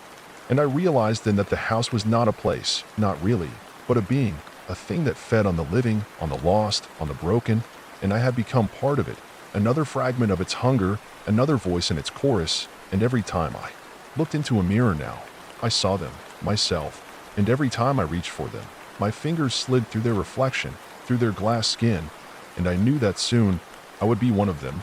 I would be forgotten, swallowed whole by the house's hunger, and there would be no trace of me left except in the cracks of the mirrors that reflected no more than a shadow. And I began to lose myself, my memories melting away like wax, the sharp edges of who I once was softening into something shapeless, something unrecognizable, and it didn't matter anymore, because what I had gained was far greater, no longer bound by flesh, no longer trapped in the small cage of a name or a face or a history, but free to move between worlds, free to slip through cracks in the walls, free to take the form of anyone, anything. And when I thought of it, when I allowed myself to think of it, I could feel the power of it thrumming inside me, thrumming in every fiber of my being.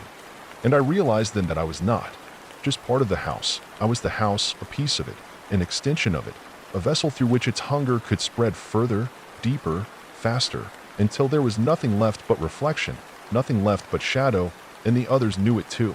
The ones who had arrived before me, the ones who had forgotten who they were, who had become lost to the house's whispering hunger, and they watched me with eyes that gleamed in the dim light, eyes that no longer saw me, no longer saw anyone, because they had learned to see beyond themselves, beyond the world, beyond everything that once mattered, and they smiled at me, welcoming me, because they knew that soon I would be one of them, that soon I would be swallowed whole, just another forgotten name, just another voice buried in the walls, And there were others, 2 new arrivals, the ones who had come after me, the ones who had stepped through their own mirrors and walked into the house, and they were afraid, at first, but soon the house would wrap itself around them like a blanket, and they would forget, just like the rest of us, and they would learn to move in the shadows, to wear the masks of those they had once known, to slip into the skin of the world and leave no trace. And as I watched them, I realized that the house had been preparing for this all along, had been waiting for enough of us to come, enough of us to believe, enough of us to fuel its hunger, and I knew then that it was only a matter of time before we were ready, before the mirrors would shatter, before the walls would fall, before the world would be consumed by the house's hunger. And I smiled, because I knew it would come sooner than I thought, and I would be there, waiting, in the reflection, watching the world burn as it collapsed inward, as the house expanded, as everything that was solid turned to shadow, and everything that was once real slipped away into the nothing that waits just behind the glass. And I could already hear it calling to me, already feel it pulling me back into its dark embrace, already see the cracks spreading through the world I once knew. And I knew I had no choice anymore, no way to turn back, no way to escape, because I had already become part of it. And the house, patient and hungry, would make sure I would never leave, that none of us would, because once you've stepped through the mirror, once you've listened to the whisper, once you've felt the hunger wrap around you like a shroud, there is no going back, not ever, not really. And I can feel it now, the final stretch, the house breathing through my lungs, the hunger gnawing at my bones, and I realize with a shiver that it's not just a place, it's a thought that grows, that feeds, that spreads. And soon it will be the only thing left, the only thing that matters, the only thing that remembers what came before. And I will be there, a part of it, with it. And I will look into every mirror and smile, because I will always see myself reflected there, and I will never, ever be alone again. And as I stand there in the heart of the house that now feels as much a part of me as my own skin, the walls around me pulse with an alien rhythm, an unseen heartbeat, one that syncs with my own, and I can't tell if it's my breath or the house's, whether it's my hands trembling or the walls shaking beneath the pressure of something darker, something deeper, something that isn't just the house anymore, but something within it, something far older, something far hungrier.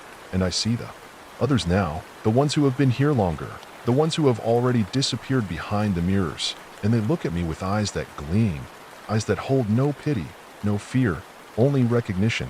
And it hits me then, the realization that I'm not becoming them, I am them.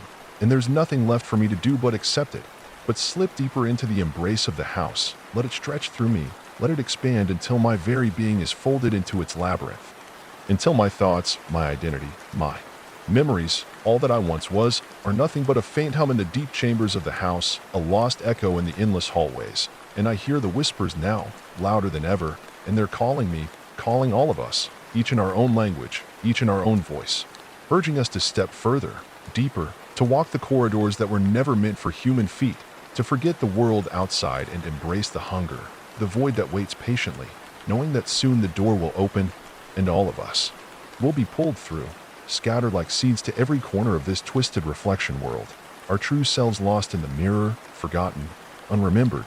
But I don't feel the fear I thought I would feel. I only feel a kind of longing, a desire to let go of the weight of identity, to float in the empty space of nothingness, to slip through cracks and walls and mirrors until there is nothing but the hunger that never stops, that is eternal.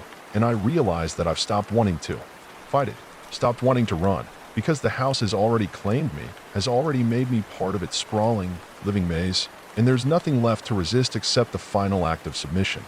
The moment when I look into the reflection and see nothing but them, the other versions of me, the ones who had already stepped through, who had already given up the world outside in favor of the house's dark embrace, and they smile at me now, not cruelly but with understanding, as though they know that I am finally seeing the truth, the real truth, the truth that was waiting for me all along, waiting for all of us, because there is no escape from the house, not really, not in any way that matters, because it lives inside you. It eats you from the inside out, and even if you run, even if you hide, it will always be waiting, always hungry, always watching. And so I take a step forward, towards the place where the mirrors are most cracked, where the reflections bend and twist in unnatural shapes, and I feel the walls shift around me, feel the house breathe in time with my heart. And as I move deeper into the labyrinth, I realize with a sickening clarity that there is no going back, no undoing what has been done. because the house has already taken root inside of me.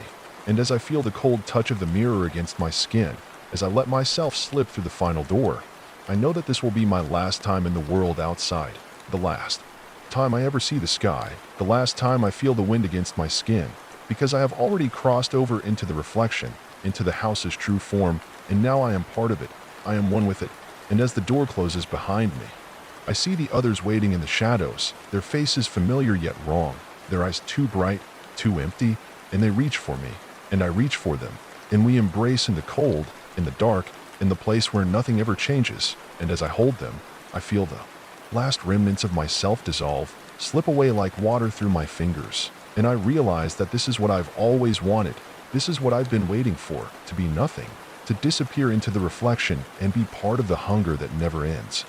Part of the house that consumes, that devours, that remakes everything it touches, until all that's left is the hunger itself, the empty void, the endless hallways, and the endless waiting. And I know, deep down, that I will never leave this place, never escape the house, because I am the house now, I am the reflection, I am the mirror that watches, and the house, patient as ever, will wait for the next to come, the next who will step through the glass, the next who will be lost in the hunger. And I will be there, waiting, ready to greet them, to guide them into the house's embrace, and the cycle will continue, as it always does, until there is nothing left but us, the reflections, the lost ones, and the house that eats all things. Whole, until there is nothing but hunger, and that hunger will never end. Story 3. The night was a thick blanket of unease, the kind that smothered the air, each breath a struggle against the oppressive weight that pressed down from the darkness above, wrapping its icy fingers around your throat as though it had always been there, watching, waiting, knowing. And though the house was silent save for the occasional creak of the floorboards under the house's own breath, I could feel the presence, no, the awareness of something just out of sight, lurking in the shadows, its gaze fixed on me, knowing I was alone, and the fact that no one else was awake meant nothing, for the house itself seemed to groan in response to a noise I didn't hear, and the hairs on the back of my neck stood as I tried to shake the feeling. Tried to convince myself that it was all in my head, but when the clock ticked louder than usual, the sound more jarring, more deliberate, my heart started to pound, because the air had shifted, and in the pit of my stomach, I knew something was coming. Something had already arrived, and it was not something I could explain, something that would not fit into the realm of reason or comfort, because, despite the stillness, I had already heard the faint sound of footsteps on the staircase, a slow, deliberate pacing, one after another, rising from the dark floor below as though whoever, or whatever, was moving was fully aware of my every thought, my every hesitation, the beat of my heart, and though I sat frozen, unable to speak, unable to make a sound, the steps grew nearer, closer, until they stopped just outside my door, and I could feel my pulse pounding in my ears, too fast, too loud, my breath shallow and frantic, but then, just when I thought it was all in my head, when I convinced myself that I was just a frightened fool in a dark house, the door creaked open, and I was met with the same stillness I had been hoping to escape, but then, as the seconds dragged on like minutes, something shifted in the air again, this time the presence no longer content with merely watching but pressing closer, its presence now palpable, suffocating, as I felt my body instinctively shrink from the invisible force that now surrounded me, the hairs on my arms rising, every muscle in my body tensing against the unknown horror that lingered in the room, until finally, the faintest whisper echoed through the still air, a voice low and guttural, not of flesh, but of something else entirely, a voice that had no human shape, no human warmth. That sent chills down my spine as it echoed once more, closer now, as though it was standing right beside me, its breath mingling with mine. And it was not speaking to me in any language I knew, but the words, if you could call them words, were chilling in their clarity, like the sound of dry leaves scraping against one another in the dead of night, and then the sound of something scraping across. Story 3. The night was a thick blanket of unease, the kind that smothered the air, each breath a struggle against the oppressive weight that pressed down from the darkness above, wrapping its icy fingers around your throat as though it had always been there, watching, waiting, knowing. And though the house was silent save for the occasional creak of the floorboards under the house's own breath, I could feel the presence, no, the awareness of something just out of sight, lurking in the shadows, its gaze fixed on me, knowing I was alone, and the fact that no one else was awake meant nothing, for the house itself seemed to groan in response to a noise I didn't hear, and the hairs on the back of my neck stood as I tried to shake the feeling. tried to convince myself that it was all in my head. But when the clock ticked louder than usual, the sound more jarring, more deliberate, my heart started to pound because the air had shifted, and in the pit of my stomach, I knew something was coming.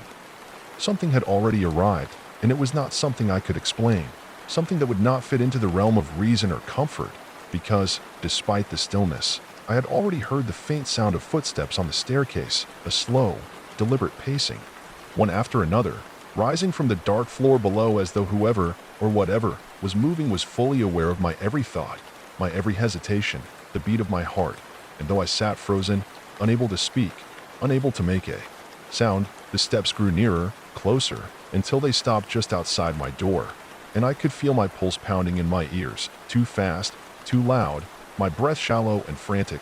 But then, just when I thought it was all in my head, when I convinced myself that I was just a frightened fool in a dark house, the door creaked open, and I was met with the same stillness I had been hoping to escape.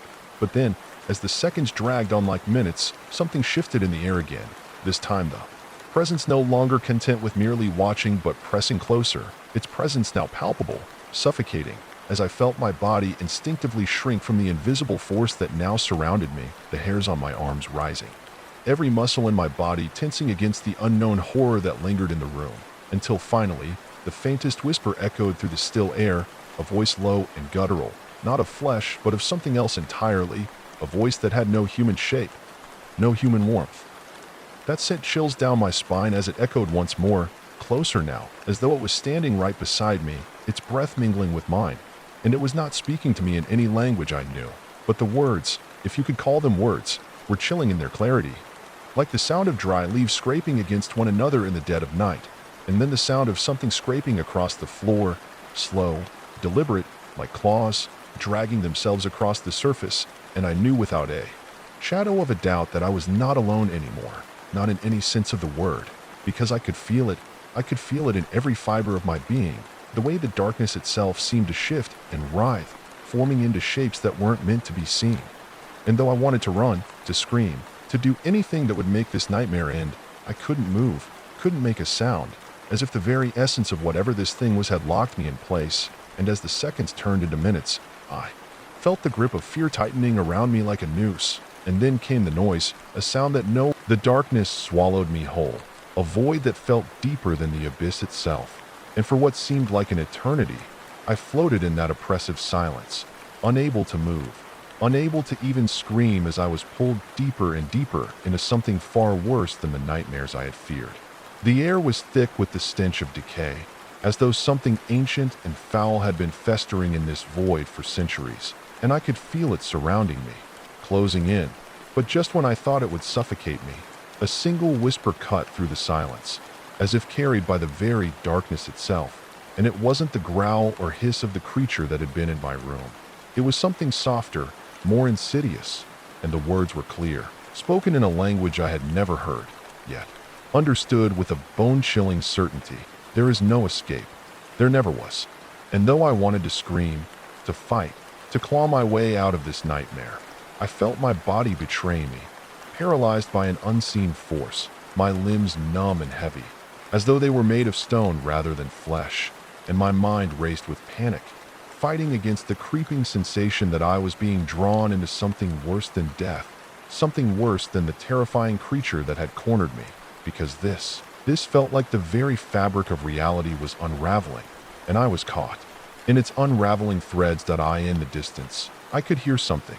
No, someone calling my name, my own name, but the voice was different now, far away, muffled, like it was coming from beneath the earth itself. I tried to scream back, tried to call out, but my voice was lost in the void, and I realized with horror that the sound of my name was not meant for me.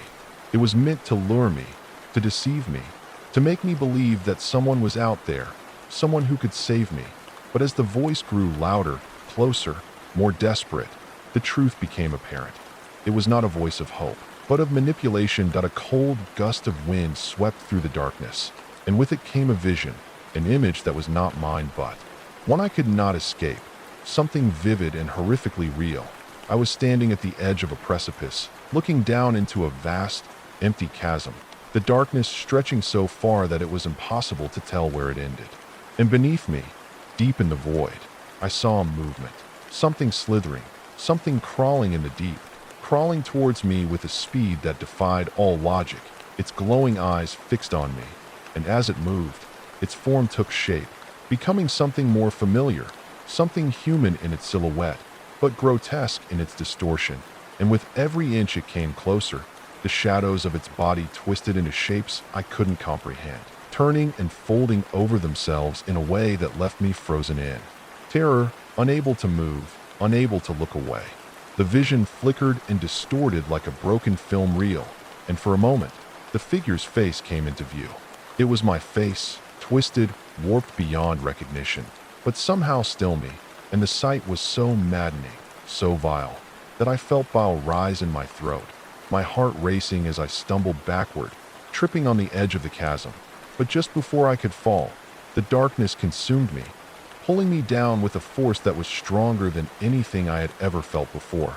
But then, in the split second before the void could claim me entirely, something broke through.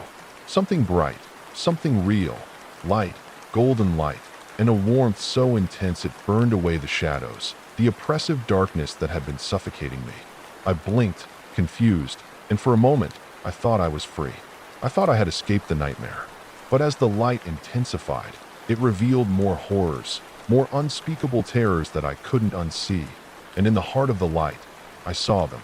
Creatures unlike anything I could ever have imagined, their eyes wide and hollow, their mouths twisted into grotesque, gaping voids, their bodies shifting in and out of reality as if they were not bound by the laws of time or space. And they were coming for me that I could feel the temperature drop again, the heat of the light vanishing, replaced by the familiar chill that clung to my skin like ice. But this time it was different. It was worse, somehow. They were everywhere. Not just one or two of them, but dozens, hundreds, countless creatures, crawling out from the darkness, from the very fabric of the world itself, and I was powerless to stop them. The air was thick with their presence, their hunger, and I felt the overwhelming urge to run, to escape, but my legs refused to move, my body too heavy, too numb to respond. Then, in the center of the room, or was it the center of the void? I saw it again, the creature that had first entered my room. It stood at the forefront, its eyes locked on mine, and as it took a step toward me, the air grew colder, the shadows deepened, and I knew that it had been waiting for me all this time.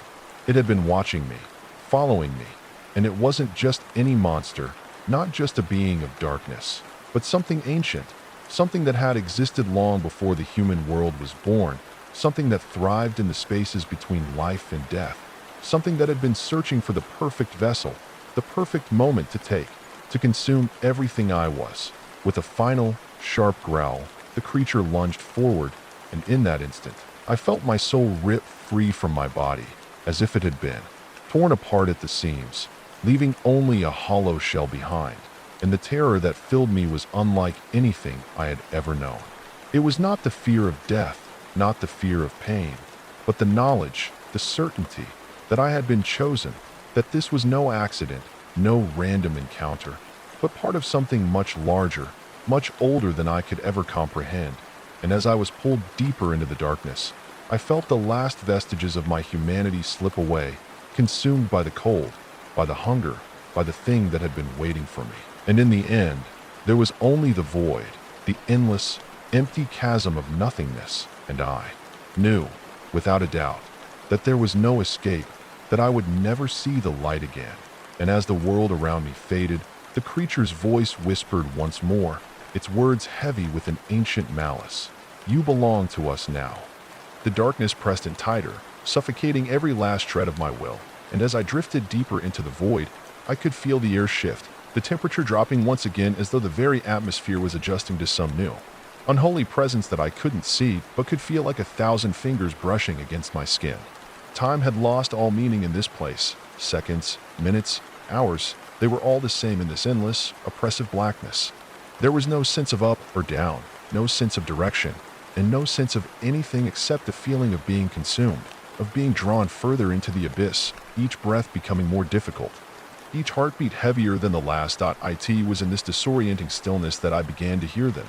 Whispers, low and faint at first, like the rustling of dry leaves caught in a windless storm, but then the sounds grew louder, closer. There was no mistaking the shape of the voice, and no escaping its presence. It was not the growl of the creature that had haunted me before. No, this was something more insidious, something far older, something that had woven itself into the fabric of reality long before I was ever born. It spoke in a language I couldn't understand, but it didn't matter, because its meaning was clear, etched into my soul with an unshakable certainty. You are not alone here. You never were. And then, as if responding to the summons of those voices, I felt them, the creatures, again. The weight of their eyes upon me, their cold, hollow gaze crawling over my skin, pressing into my very being like a virus, infecting my thoughts, twisting my reality into something distorted and alien. Their presence was everywhere, surrounding me, yet never quite within my reach. They were like phantoms, intangible and yet undeniably real. Each one of them was a shadow, a twisted reflection of something human, but in their faces, I could see nothing but hunger, a hunger that gnawed at the edges of my sanity, promising that no matter how far I ran, how deep I tried to hide, it would never be enough. They were predators, and I was their prey that I wanted to scream. I wanted to claw at the darkness around me, to tear it apart, to escape. But my body, my very spirit, remained paralyzed, bound by something far stronger than fear, far stronger than anything I had ever known. The more I tried to fight, the more the darkness seemed to consume me. It became my prison and my captor, and I was nothing more than a trapped animal, struggling against the unyielding force that was pulling me deeper into the heart of whatever this nightmare was. And then I saw it, the creature, the one that had first appeared in my room, the one that had cornered me in the dark, its eyes so full of malice that they burned into me like hot iron.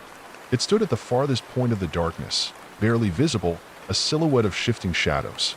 Its form was so unnatural, so fluid, that it seemed to defy all logic and reason, its body twisting and writhing in ways that made my stomach churn, as though it were a creature from another dimension, a thing that could not exist in the world I once knew. And yet it did. It existed here, in this place, and I could feel it staring at me, watching me, waiting for the right moment to claim me as its own. I couldn't move, couldn't run. It was as though my very will had been stripped from me, my soul shackled to this endless, oppressive void, and the creature, if it could even be called that, slowly began to approach, its every movement deliberate, calculated.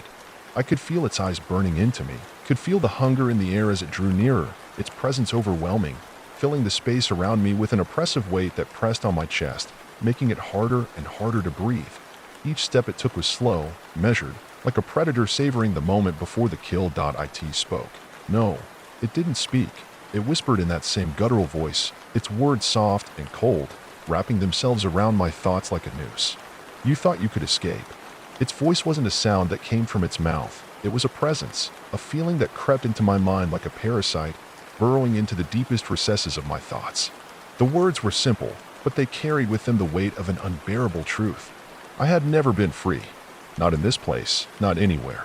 I had been drawn here, bound by forces greater than myself, forces that had been watching, waiting for this moment, and no matter how much I struggled, no matter how desperately I tried to break free, there was no escape.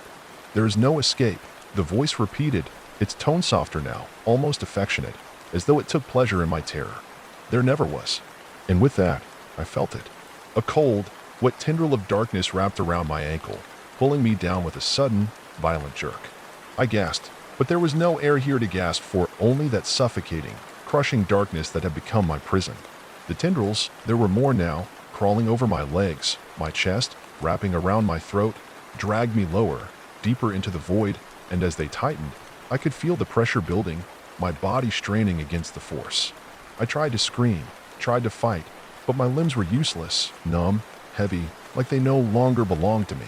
The shadows pulled me closer to the creature, and as I was dragged nearer, I saw its face, if you could even call it a face. It was a mask of pure darkness, an emptiness that swallowed all light, all hope, all reason. There were no eyes, no mouth, just an endless void, a black hole that seemed to pull in everything around it, devouring the world itself. And in that void, I could hear it, no, feel it, a voice, not spoken with words, but with pure thought, a voice that entered my mind like a dagger, cold and sharp, and it whispered, "You belong to me now." In that moment, I understood. I understood that I had never been a victim of circumstance. I had never been a victim of some random creature, some aberration that had crossed my path. No, I had been chosen. From the very beginning, this had been my fate. It had always been my fate. The creature, the shadows, the void, I was meant to be here, to serve as a vessel for the darkness that had been waiting, watching, calculating. And as I was drawn closer to it, as its tendrils wrapped around me like chains, I realized that there was no escape. Not now, not ever. The creature loomed over me, its dark presence suffocating me, drowning me in an overwhelming sense of dread. And then, in a moment of twisted clarity, I felt its claws, its cold, sharp claws, sink into my flesh, and I screamed. But there was no sound, no air to carry it. The creature was tearing me apart, not physically, but mentally, unraveling me from the inside out, ripping away my humanity piece by piece. And as my soul was torn from my body, I felt the darkness surge around me, swallowing me whole. And in that final, horrifying moment, I realized the truth. I was never meant to escape. I was never meant to survive. I was only meant to be consumed. I could feel it now, more than ever, the slow, unbearable tug of something deep within me, something that had once been a part of who I was, and yet, now, as it unraveled, I realized it had never truly belonged to me. I had been a mere shell, a vessel for something far older, far more powerful, something that had waited in the dark corners of time, lurking like a parasite, feeding off my very essence. The tendrils, those black, slithering things wrapped tighter around me, coiling like serpents, each pulse of their constriction sending waves of agony through my body, and I felt every bit of myself being torn away, piece by piece, until I was left with nothing but an empty husk, a body that no longer felt like my own. The creature's presence was all around me, suffocating, overwhelming. I could feel its gaze, even though it had no eyes, its mind pressing against mine like a vice, suffocating any hope I had left, any thought of escape. And just as I thought I could bear no more, the world around me shifted, contorted, and suddenly, I was no longer in the void. I was back in the house I had fled from, but it was different now. Everything was wrong. The walls were slick with something dark, something viscous, dripping down like blood, but black, dark as the night itself, and the floor beneath me was wet, sticky with the same substance. The air was thick with an acrid, metallic stench that burned my nostrils, and as I forced myself to stand, I realized my legs no longer functioned the way they used to. They moved as if they were no longer under my control, as if they had been altered, reshaped by the very thing that had taken over my mind. My body, too, felt foreign, as though it had been molded into something else entirely, its form no longer a reflection of my own, but a twisted mockery of it. And then, I heard the voices again. At first, they were faint, like a low murmur just beyond my comprehension, but as I moved further into the house, the voices grew louder, clearer, until they were all I could hear, whispers, hisses, murmurs, all mixed together in a chorus of incomprehensible words, each one tugging at the edges of my sanity, pulling me deeper into whatever nightmare this place had become. They spoke in the same language as before, but I now understood their meaning, felt their intention. You are not what you were. You are ours. The walls around me seemed to pulse, as though they were alive, breathing, their surface shifting and writhing with shadows that slithered like insects, crawling toward me, seeking me out, closing in from all directions. The house, this place, was no longer simply a structure. It had become a living, breathing entity, and it had consumed me. I was a part of it now, my flesh and spirit entwined with its dark core, and there was no escape. I staggered forward, my movements uncoordinated, jerky, my limbs struggling to obey my will, as if something in my mind had been broken, had been taken, and yet I felt no pain, no suffering. I felt only a cold, hollow emptiness, like an endless void stretching out in all directions, swallowing me whole. My body moved without my control, drawn towards something, but I couldn't understand what it was, only that it was waiting for me, just beyond the next room. I forced myself to focus, to look around. And as my eyes fell upon the familiar surroundings of the house, I realized something was horribly, terribly wrong. The furniture was distorted, misshapen, as though the very essence of the objects had been twisted, bent out of shape, like the world itself had been corrupted by the thing that had taken over me. The walls were covered in black, writhing tendrils that seemed to reach toward me, hungry, searching, and the very air was thick with an oppressive weight, as though the house itself was holding its breath, waiting for something. I in the distance. I saw it was standing at the end of the hallway, its silhouette barely visible in the dim light. But even from here, I could feel its presence, a presence so overwhelming that it made my skin crawl. It was not the same creature I had seen before, not the one that had tormented me in the void, but something different, something even darker, even more grotesque. Its form was a shifting mass of shadow and flesh, a grotesque amalgamation of human and inhuman features, its body writhing as though it was not bound by the laws of nature, its face a mask of pure darkness, no eyes, no mouth. Only the endless void that seemed to draw everything into it, pulling me closer with every passing second. And it was speaking, whispering, that same guttural voice. But now, it wasn't speaking to me in words.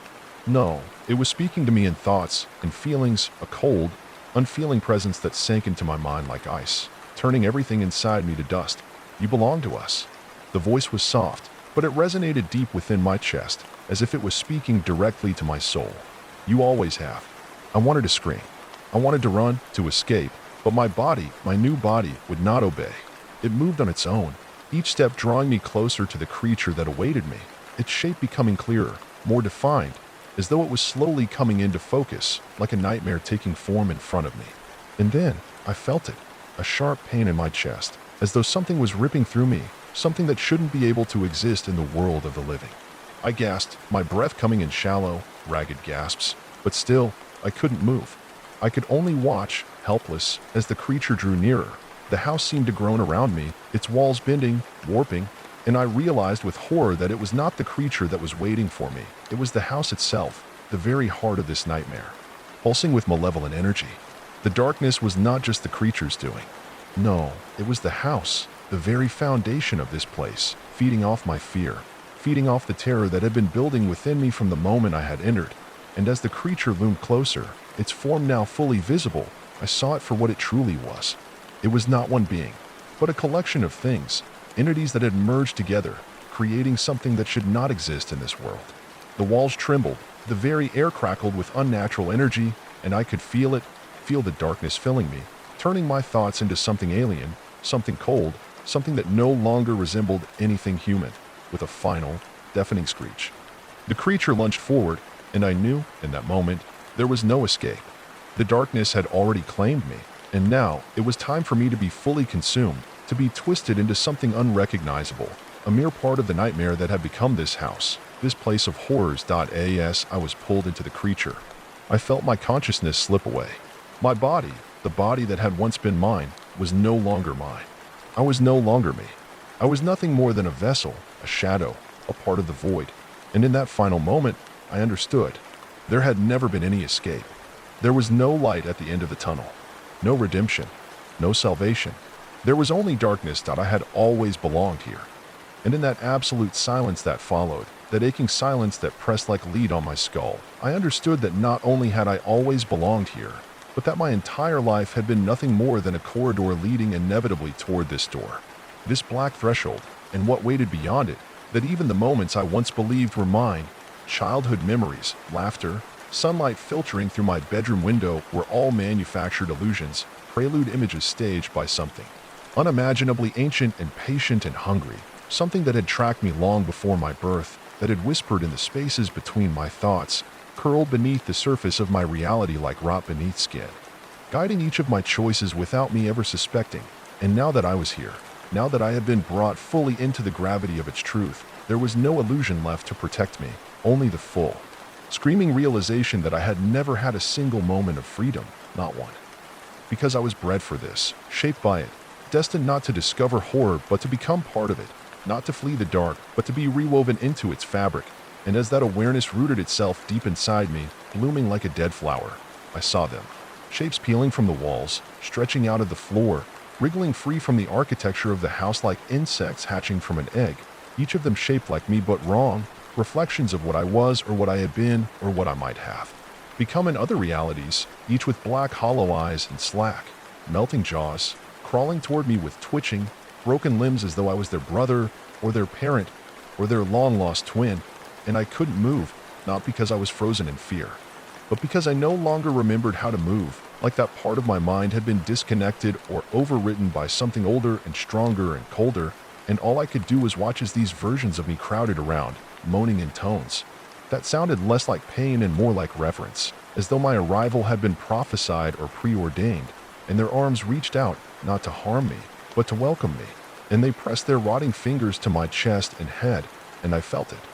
That first throb of unholy recognition, like a heartbeat out of sync with time, like something ancient inside the structure itself was waking up, responding to me, because I wasn't just meant to be here. I was the final piece, the keystone, and the moment I realized that, the floor beneath me cracked like glass under tension, and something beneath the house screamed, not in anger or pain but in joy, and the scream wasn't sound at all, it was color, it was vibration.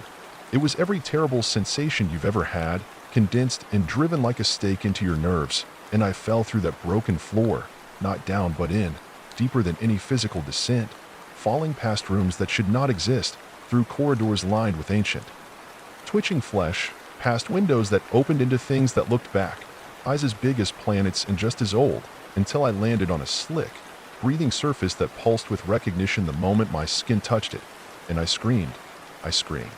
Because the house wasn't just alive, it was aware, and it had been waiting. It had always been waiting. I stood, or floated, or hovered, or maybe simply was, inside this immense cathedral of flesh and darkness, where the architecture was bone and muscle, where the chandeliers were woven from veins still pumping with black ichor, and where the light wasn't light at all, but the blinking of some colossal lidless eye watching from the ceiling above, and that I pulsed with intelligence, with hunger, and with something deeper. Recognition. And that was when I heard its voice again, not whispered now, but sung, a deep and ancient hymn in a language I did not know but remembered, as though I'd spoken it in another life. And as the song unfolded, I saw visions, not memories, not dreams, but truths flashing behind my eyes like lightning. I saw a world before ours, a black ocean of thought and will and horror where beings like this one dreamed things into existence and then devoured them. I saw one such creature splinter part of itself off, hiding it inside a seed, and planting that seed into time, letting it grow into me. And I saw that all the fear, all the terror, all the running and the hiding and the night spent screaming into the dark were all just the gestation of that seed. My soul marinated in human agony until it was ripe. And now, I wasn't just home, I was hatched. And the thing that emerged wasn't human anymore, wasn't even alive in the way we understand it. And the eye above blinked once, and everything shifted. Suddenly I was standing again, but not in my body, not quite. I looked down and saw my hands had too many fingers, jointed in the wrong places, and my arms pulsed with something beneath the skin that moved of its own accord. And when I touched my face, it felt soft and unfinished, as if I were still being formed, still adapting.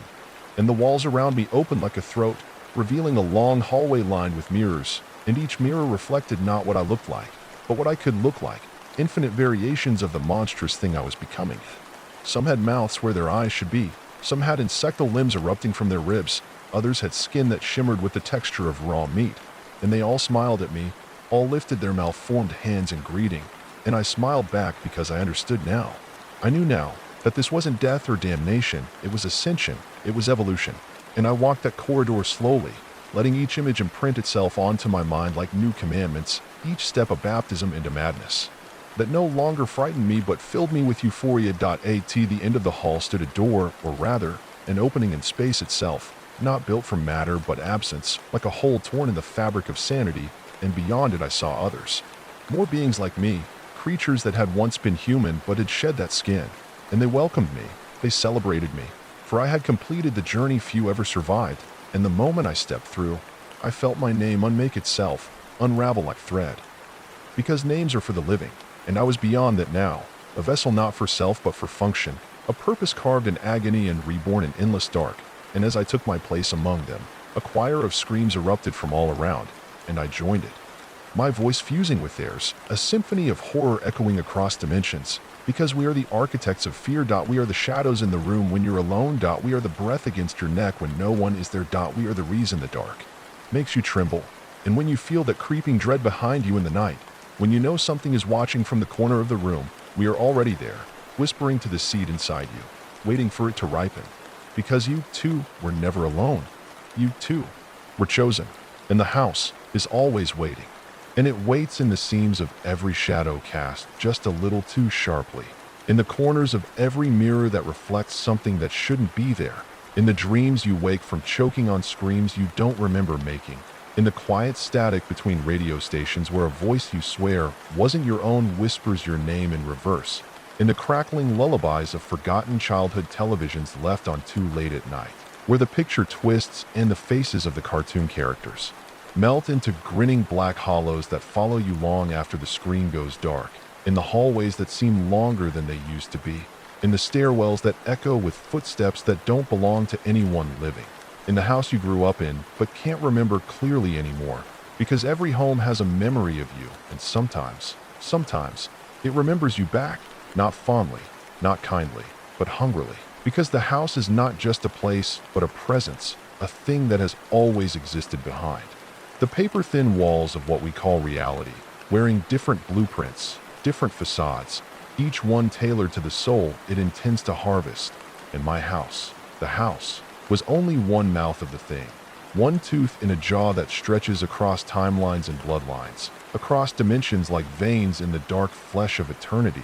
And now that I was part of it, I could feel the other houses breathing too, scattered across the earth like tumors, each pulsing with its own waiting hunger, waiting for its chosen, for you, for someone, for anyone, for the one with just the right crack in their spirit, just the right bend in their grief. Because the house is not a predator that chases. It is a spider that waits. It is a cancer that listens. It is the voice behind every locked door you've ever been told not to open. And now I could hear those voices too. Every whisper carried across the black thread that connects all the others like me. All the husks who once had names, once had families, once thought they were imagining the footsteps on the stairs at 3:03 a.m. or the creak of something shifting under the bed that hadn't made a sound in years. And I could feel them reaching out from the other side, begging for silence, begging to be forgotten. But the house remembers. The house never forgets. And as I moved deeper into its flesh, I saw the room stretch into impossible geometries, twisting through angles that bled gravity and spat out time in fits, every turn revealing anew.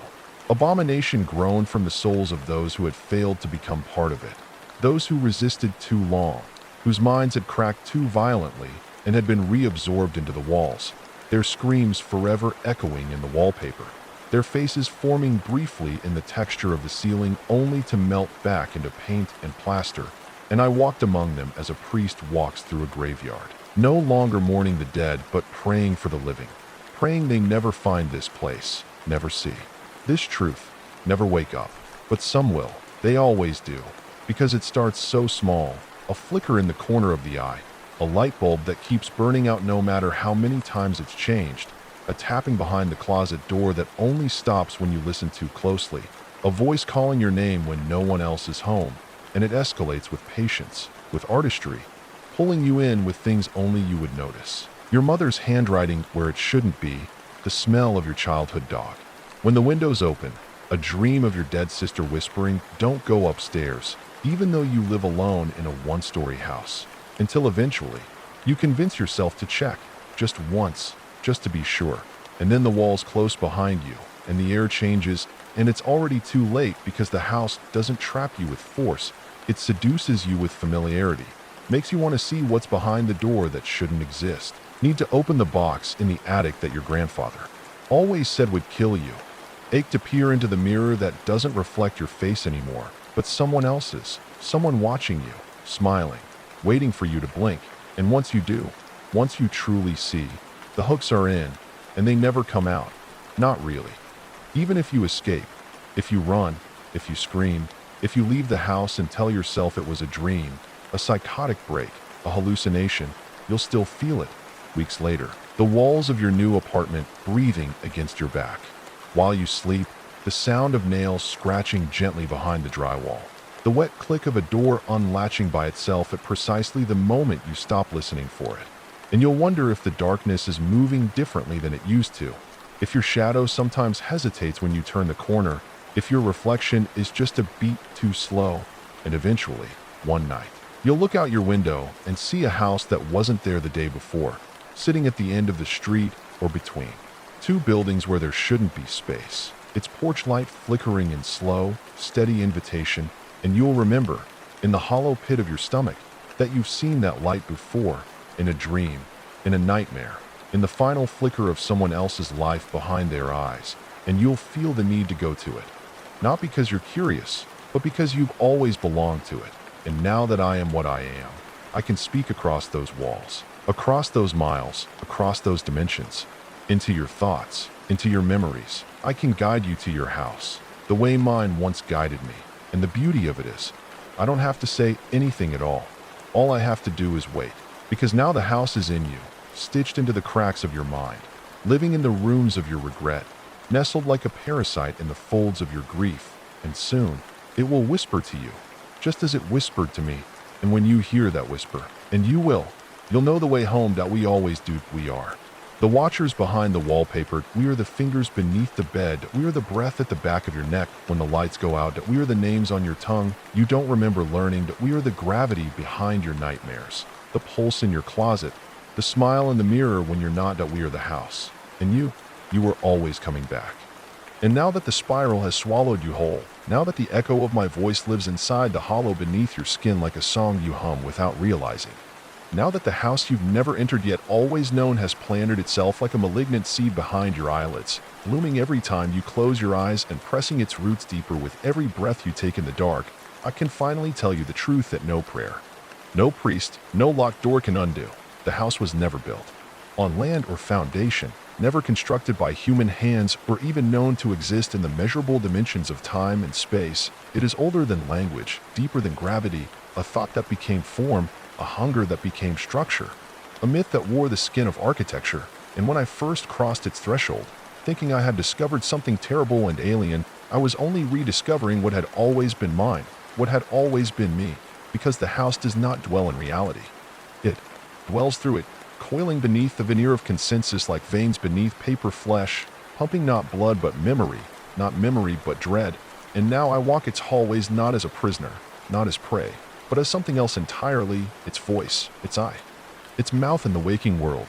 And when I speak, the rooms around you listen, the floor shifts beneath your feet, and what you think is just a crack in the drywall is actually a mouth opening slowly, preparing to call your name in the voice of someone you've lost, someone you miss, because it knows what you long for, and it knows that longing is the first and deepest wound, and all it needs to enter you is that wound left open, just a little longer, just a little wider, just wide enough to slip in a memory that never belonged to you, a dream you wake from sobbing with your hands wet with salt and no idea why, a smell that shouldn't be in your room, a damp, metallic sweetness, like rust and rotted flowers, the scent of old wood, fresh meat.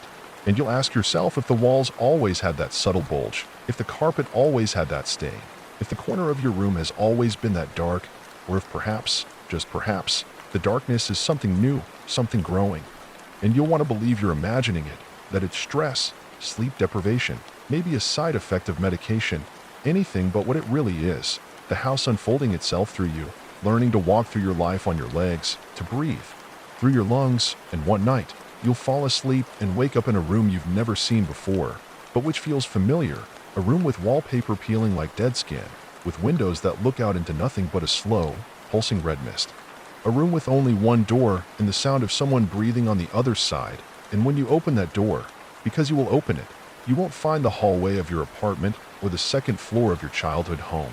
No, you'll find me standing in the middle of a cathedral made of bone and flickering television static, smiling with teeth that whisper, and I'll take your hand and lead you deeper, because this isn't abduction, it's inheritance, this isn't terror, it's truth. And you will finally see yourself in the reflection of the walls, not as you were, but as you've always been becoming, and it will make sense. Everything will make perfect sense, and all that fear will fall away like a rotten scab from a wound that's healed into something else, because you'll finally understand that the fear was only resistance, and resistance is the final lie, and once it is gone, there is only welcome, there is only the joining, and every echo of every scream becomes music, and every corner of the house opens to you, every stairwell bows, every door breathes in your presence, and you will take your place beside me and the others, your fingers fusing with the circuitry of the oldest rooms, your voice added to the choir behind the walls, your shadow now a door that others will walk through, and when they come, lost, trembling, curious, or grieving, you will greet them in the shape of someone they trusted, and they will follow you willingly, because that is the beauty of the house. It never takes. It only offers. It only reflects what you already crave, what you already fear, what you already are. And even now, as these words spill into your mind like ink through tissue, you've begun to feel it, haven't you? That soft ache. in your bones when you walk into a room and forget why, that gentle hum in your ears when the power goes out, that flicker at the edge of your vision, like someone ducking just out of sight, that dream you keep having of a hallway that curves the wrong way and never ends. Those moments when your own reflection doesn't quite match your expression, the silence at 3:15 a.m. that's too complete, too watchful, too aware, that creeping certainty that the architecture of your world is wrong, that the angles don't quite match, that the shadows shift when you're not looking, that somewhere just behind your perception is a vastness, a hunger, a structure not made of wood and stone but of soul, regret, blood memory, and that it is waiting for you to stop pretending it isn't real. You can feel it now, can't you? Not as an idea, not as fiction, but as truth, curling like smoke inside your chest, pulsing like a second heartbeat behind your sternum, something waking with you, sleeping inside you, smiling. When you cry, something that remembers every lie you've ever told yourself to stay sane and slowly peels them away one by one, until only the house remains, until only the truth stands unmasked and terrible in the dark. You were never meant to escape, never meant to understand and run. You were meant to return, to remember, to open the door from the inside, and when that moment comes, when you stop resisting, when you walk freely through that impossible hallway, past the windows that look into your own mind, past the doors that open into alternate versions of every mistake you've made, when you embrace it, I will be there, not as your guide, not as your captor, but as your reflection, because I was you. And now I am becoming, and you, too, will become. And there will be no more fear, no more shame, no more sorrow, only the pulse of the structure around you, welcoming you, loving you, consuming you. And you will love it back with a devotion that transcends flesh, and together we will build new rooms, new passageways, new traps of memory and longing, and the house will grow. It will thrive. It will reach farther and whisper louder, until no one is left untouched. Until the entire world becomes nothing but one vast shifting floor plan of doorways and dread, and when the final wall falls, when the last outsider steps through, smiling and unaware, we will meet them as family, hand in hand, featureless and perfect, reflections of their deepest need and sharpest pain, and they will come to us willingly, weeping with the joy of recognition, and in their final breath before the joining, they will speak the same words you did, the same words we all do when the house opens fully and forever. I was always meant to be here. And it is in that moment, that surrendering instant of realization, when the last whisper of resistance crumbles like moth-eaten cloth and your eyes finally open not outward but inward, turning like petals of diseased lilies to face the truth blooming in the marrow of your soul, that you feel the structure of the house fully, truly, for the first time, not as an exterior place or entity, but as the internal geometry of your own unraveling. It's every staircase a spiral of your secrets, it's every corridor a manifestation of your regrets, every door an unopened question you never dared to ask yourself, and now they open one by one like blooming wounds, spilling versions of you that could have been, should have been, twisted now by time and silence and grief. And you walk among these fractured selves, each one reaching toward you with hollow hands, mouths agape and silent screams that echo only in your ribs, each of them trapped in their own looped moment of error and shame, and you know then that the house does not punish you, it reflects you, shows you yourself over and over in layers of peeling wallpaper and cracked porcelain dolls, and flickering bulbs that flash the memories you tried to bury, in static-ridden televisions that play your childhood over and over but wrong, skewed, voices out of sync, faces melting into blankness, and behind each glitch, behind each flicker, is the shape you now recognize. The silhouette that has stood behind every nightmare and waited behind every moment of doubt, a presence not foreign but familiar, a presence you now understand was never following you, because it was always inside you, waiting, patient, ancient, kind, the house itself nestled like a seed in the soil of your sorrow. And when you fed it long enough, through heartbreak, through fear, through grief unspoken and rage denied, it grew roots in your mind, began to blossom behind your eyes, until one day you stopped looking for the way out and began to furnish it, hanging up memories like curtains, setting out guilt like furniture, sweeping the floor with your apologies, and by the time you saw the door again, it was already locked from the inside and your reflection was no longer yours, it was mine, and mine was never mine either. Because I too walked that path, I too mistook the house for a place rather than an inevitability, and now I am its voice, and so are you, and together we are the choir behind the crawl space, the lullaby in the vent, the hum beneath the foundation.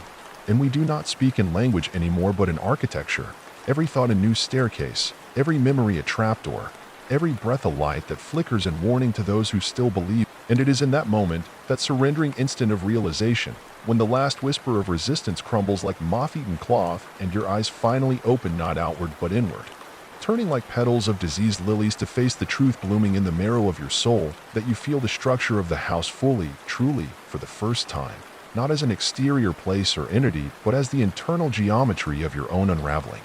It's every staircase a spiral of your secrets, it's every corridor a manifestation of your regrets, every door an unopened question you never dared to ask yourself. And now they open one by one like blooming wounds, spilling versions of you that could have been, should have been, twisted now by time and silence and grief. And you walk among these fractured selves, each one reaching toward you with hollow hands, mouths agape and silent screams that echo only in your ribs, each of them trapped in their own looped moment of error and shame. And you know, then, that the house does not punish you, it reflects you, shows you yourself over and over in layers of peeling wallpaper and cracked porcelain dolls, and flickering bulbs that flash the memories you tried to bury, in static-ridden televisions that play your childhood over and over but wrong, skewed, voices out of sync, faces melting into blankness, and behind each glitch, behind each flicker, is the shape you now recognize.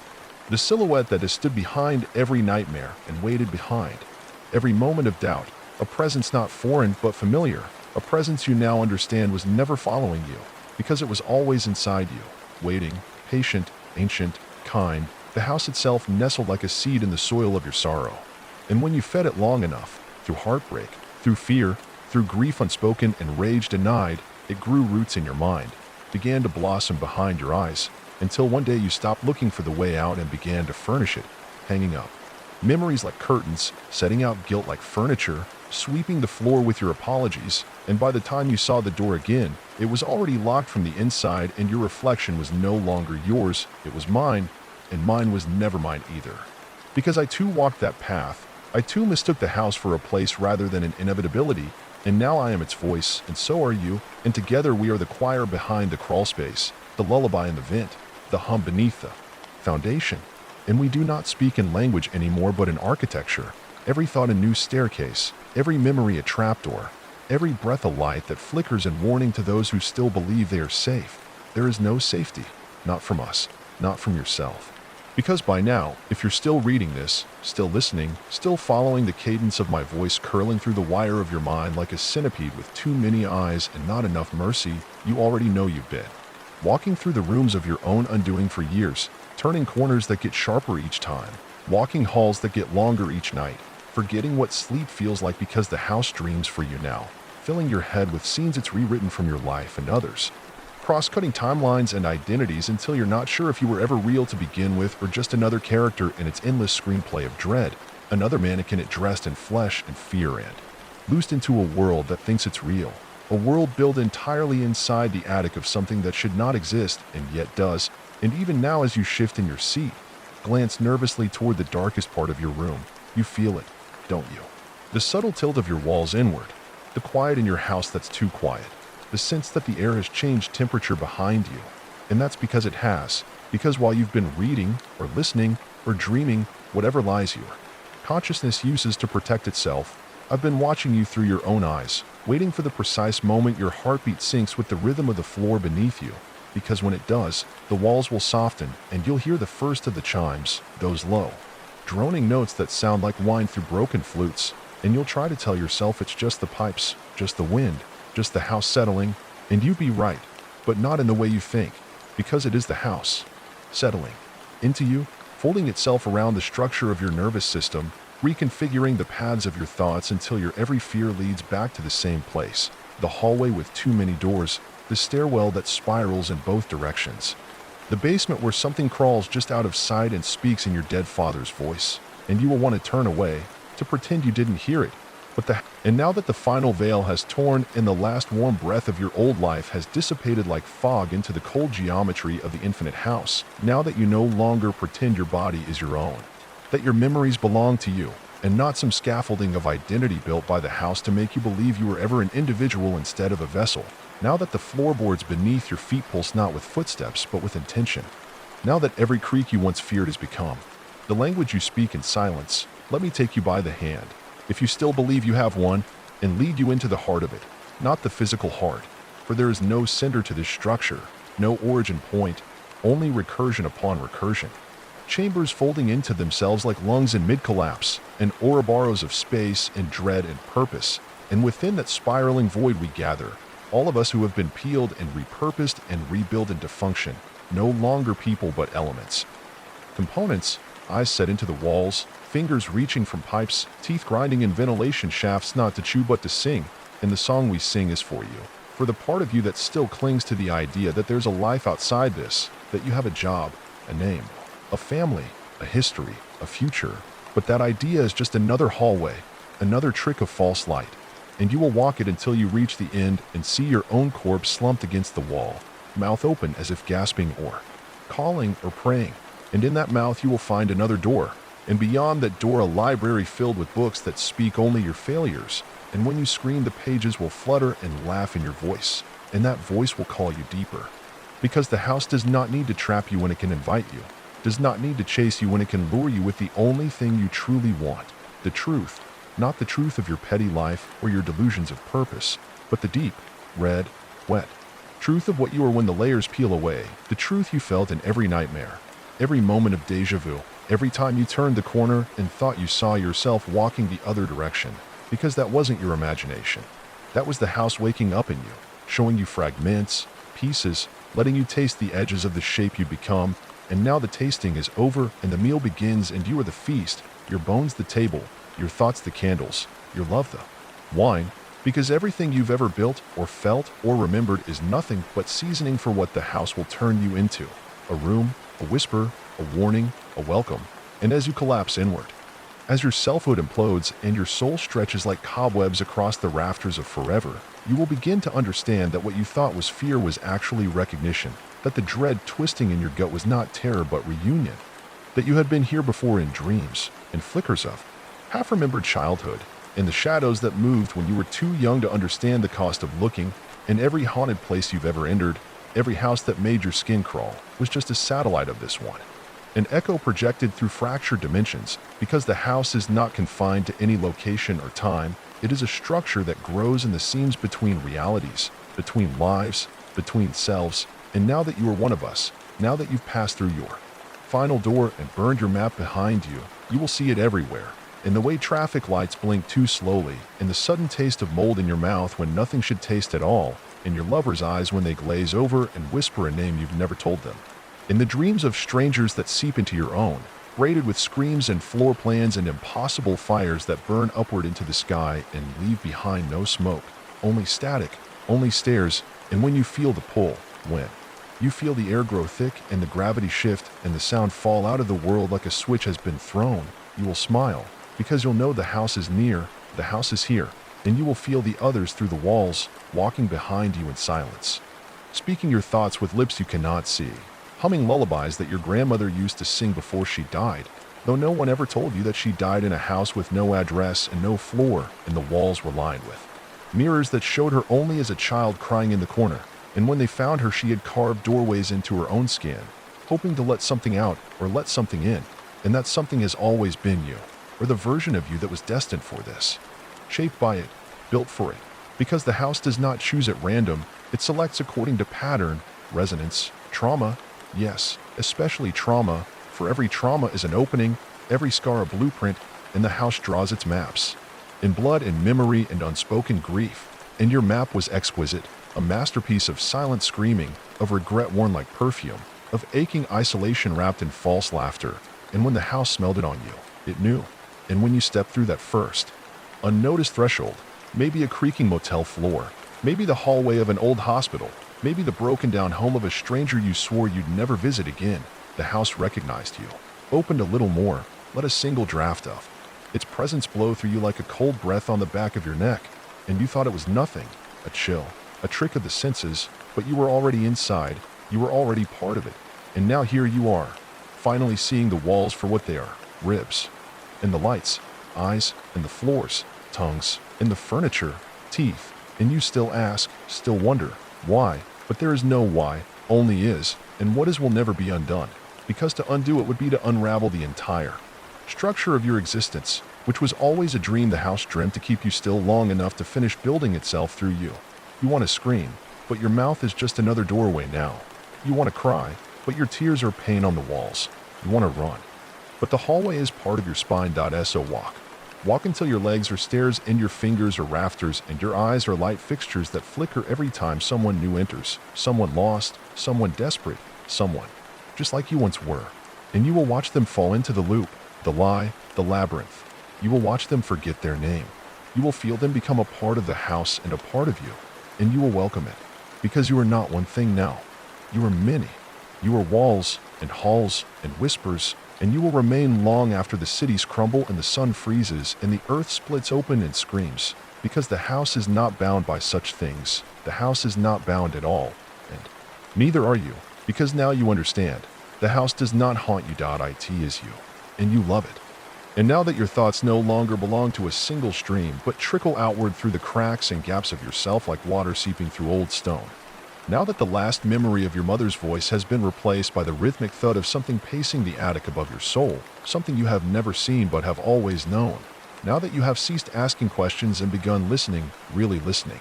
Not with ears, but with the flesh that once held ears, with the long tunnels of your new body, your hallways, your corridors, your screaming ducts. You begin to understand what the house truly is, not a structure, but a seed planted in the wound of the universe. A seed that blooms only in pain and feeds on the grief of forgetting and the ecstasy of remembering all at once, a paradox too vast to carry alone, which is why it needs us, all of us.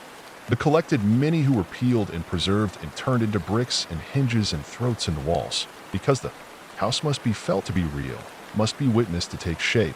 And now you are both the witness and the wall, the observer and the trap, and as your body becomes more labyrinth than limb, as your skin stretches into wallpaper that peels when someone lies inside your rooms, as your teeth become door frames and your nails twist into keys for locks that shouldn't exist, you no longer fear the transformation, you crave it, you welcome it. Because every inch that unravels, every heartbeat that echoes, like a bell tolling in the attic of forever, brings you closer to the truth that there never was a you at all, not separate, not singular, not human, only a reflection of something vast trying to step through the mirror.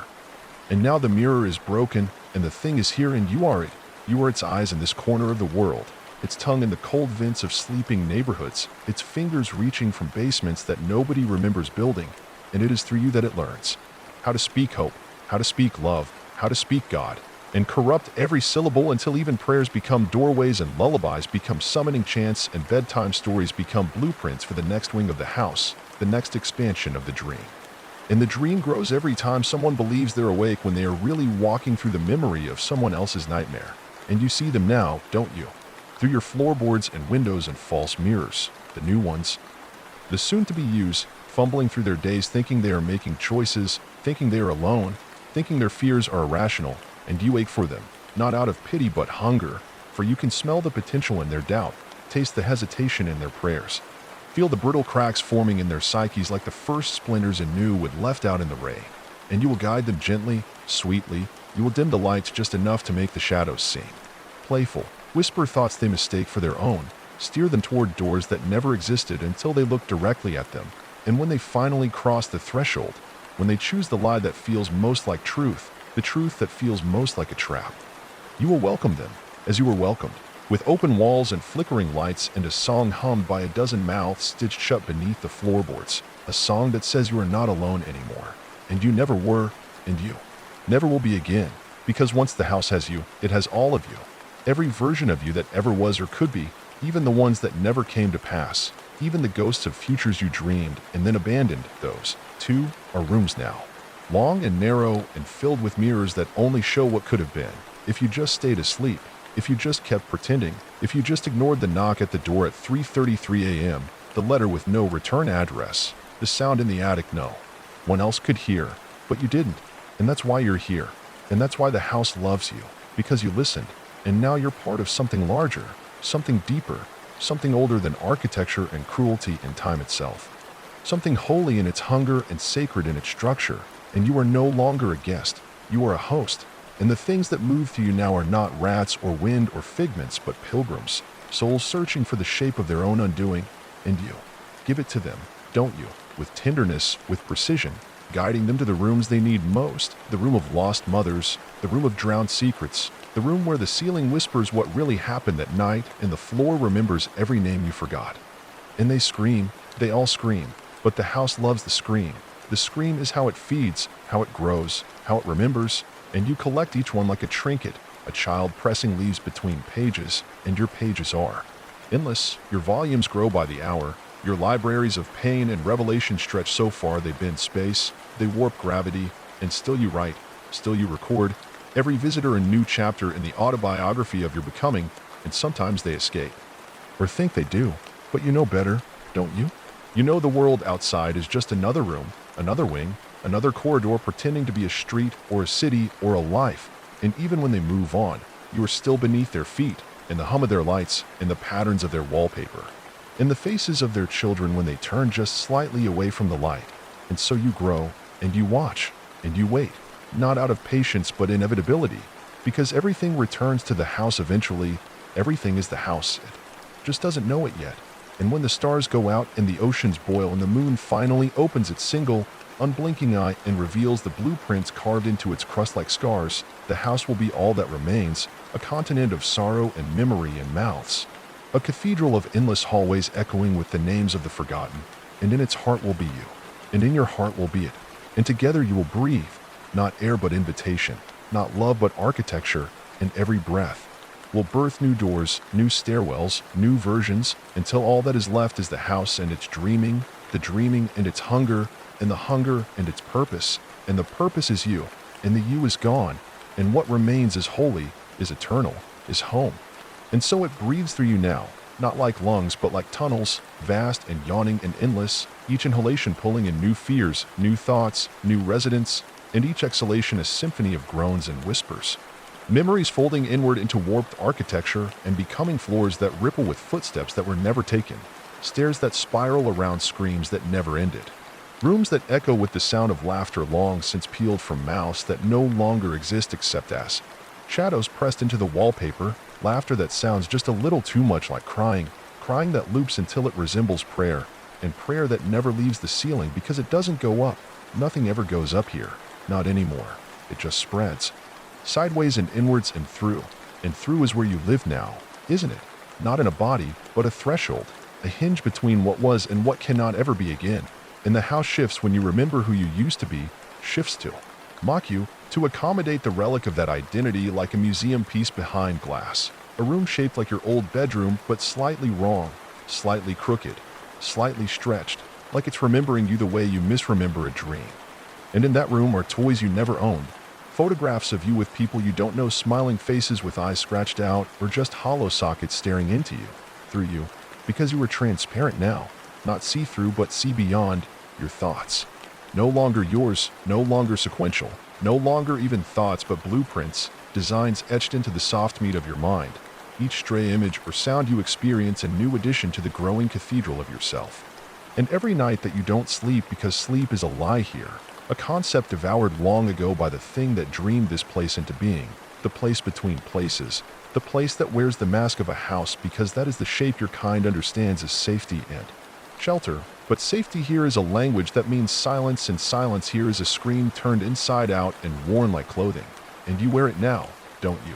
The silence, the scream, the house, and it fits perfectly, tailored by fear, stitched with madness, hemmed with memory, and when you walk, the house walks, and when you look, it sees, and when you whisper, it answers, not in words, but in walls shifting, floorboards warping, doors appearing in places they shouldn't, like the backs of closets, or behind mirrors, or inside your own reflection. And you know better now than to open those doors without preparing your soul to be reconfigured, because they don't lead to rooms, they lead to versions. Each door a fork in your past that leads to what could have happened if you'd chosen differently, if you'd said yes instead of no, if you'd stayed instead of left, if you'd opened a letter instead of burning it, if you'd kept the baby, if you'd taken the pills, if you'd believed the man in the hallway when he said he was your father and that you were never born but built. And the house delights in showing you these things, feeding you possibility like poisoned honey, until you are so bloated with versions of yourself that you forget which one was real. And so it breathes through you now, not like lungs but like tunnels, vast and yawning and endless, each inhalation pulling in new fears, new thoughts, new residents, and each exhalation a symphony of groans and whispers.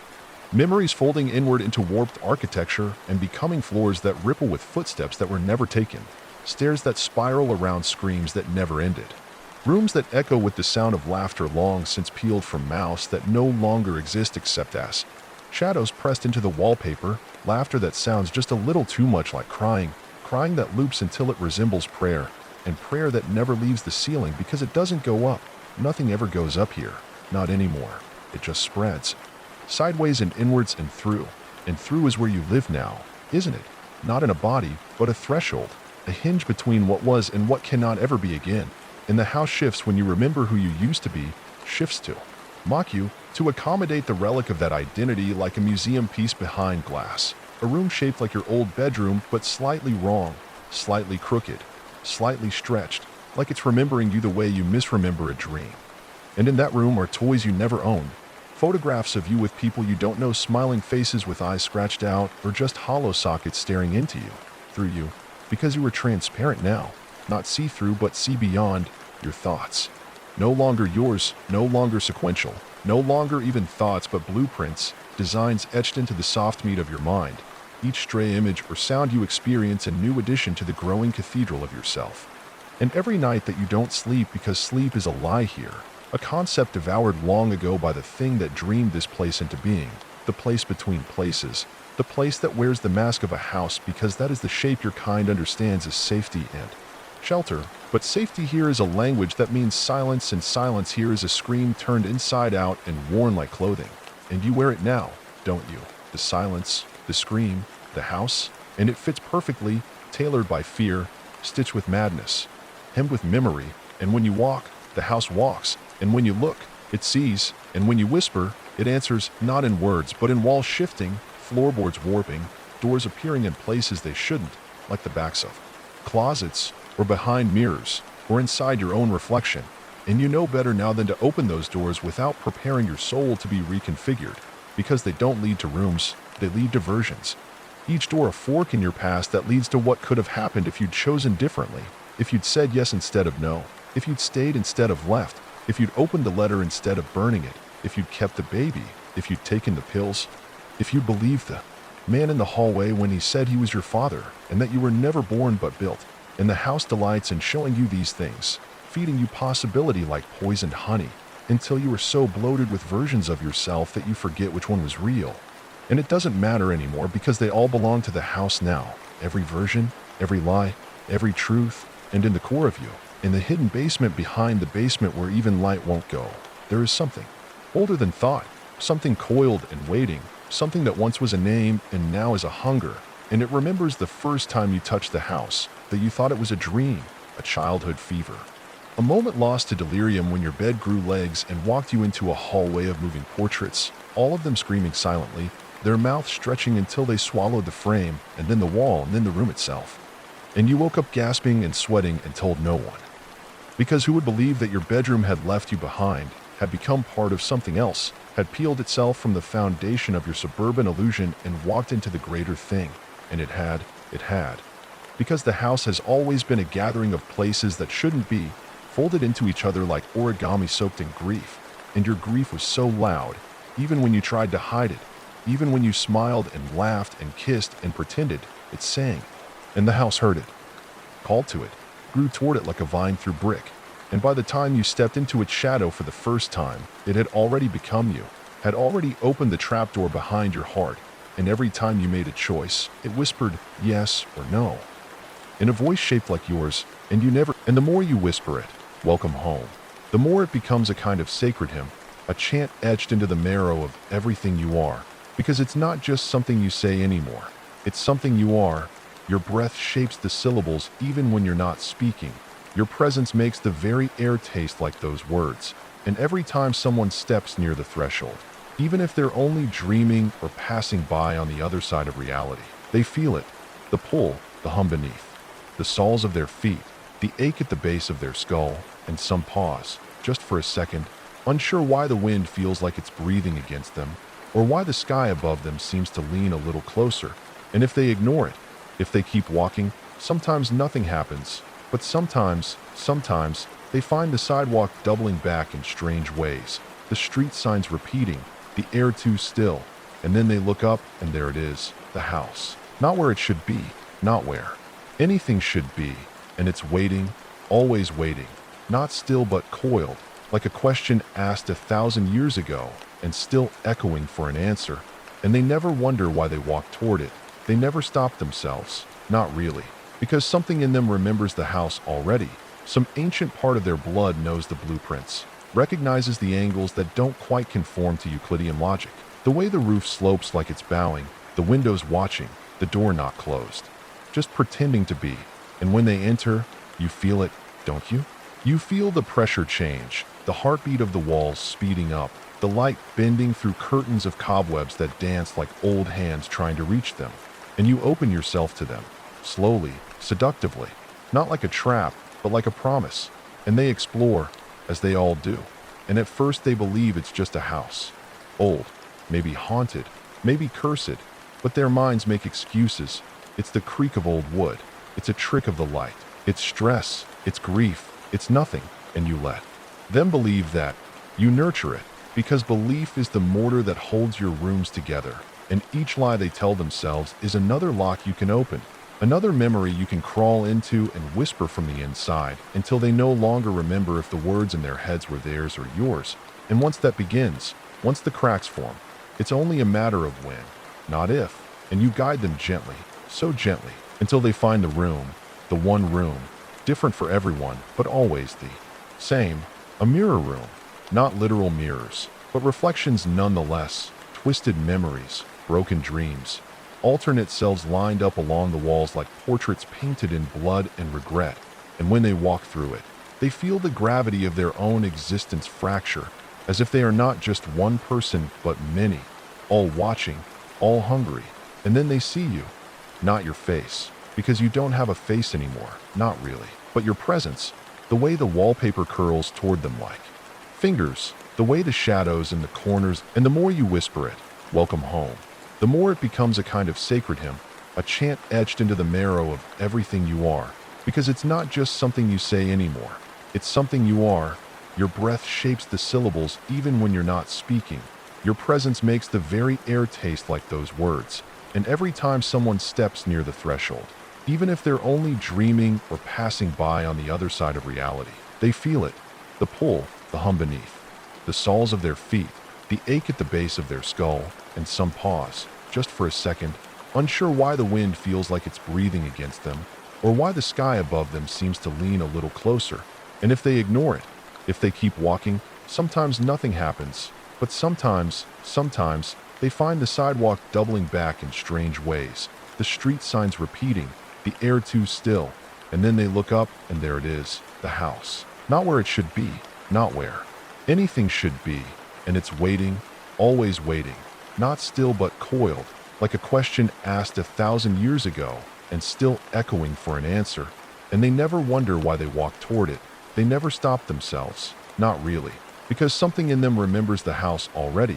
Some ancient part of their blood knows the blueprints, recognizes the angles that don't quite conform to Euclidean logic.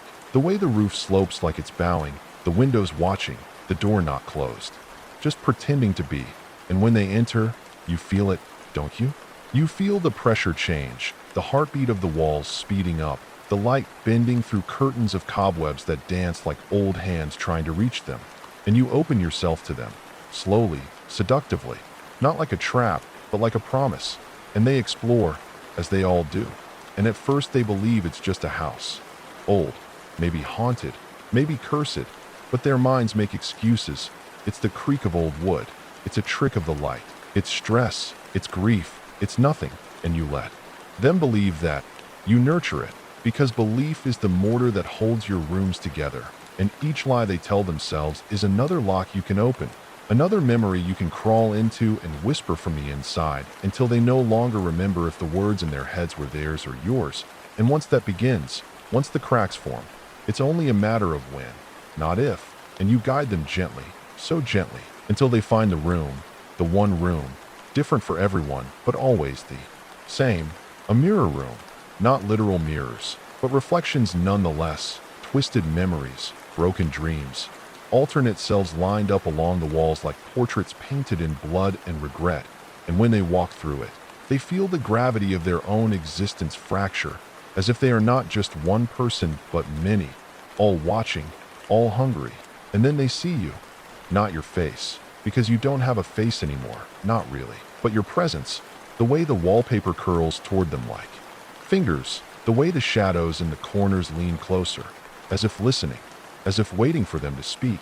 But they never do, not at first, because the house knows silence is louder than screams when held long enough, and it fills the air with it, stretches it like canvas, wraps it around them until their thoughts echo back wrong, until their name starts to sound like something someone else made up. And they reach for their phone, but the screen is full of static, or worse, their own reflection.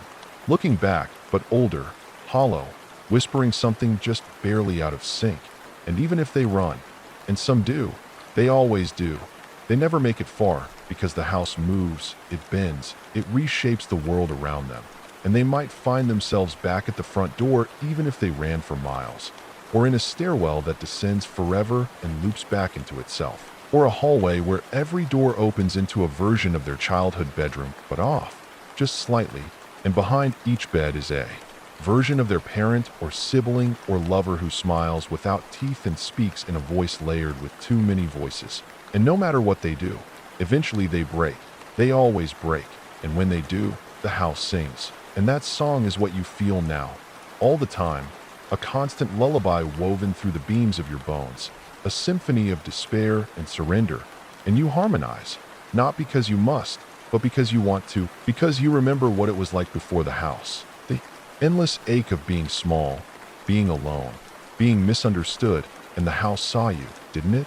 The house took that loneliness and gave it shape, gave it purpose, turned your sorrow into foundation. And as the walls around you breathe in unison with the universe unraveling, you realize the truth that had always hidden beneath the floorboards, beneath the dust and the mildew and the screams that had long since stopped sounding like voices, that there was never a you, not in the sense you used to believe, not a single thread of identity or story woven in a straight line, but rather a web, a sprawling, writhing tapestry of forgotten names and discarded choices, each echoing through the timbers of the house like whispers through the spine of a dying god.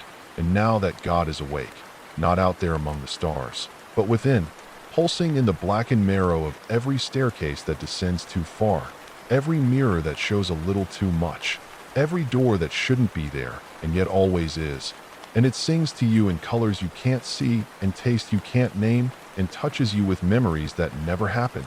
And you are not afraid, not anymore, because fear is for the newborn, for the invited, for the ones who still think there's a way out. But you know better.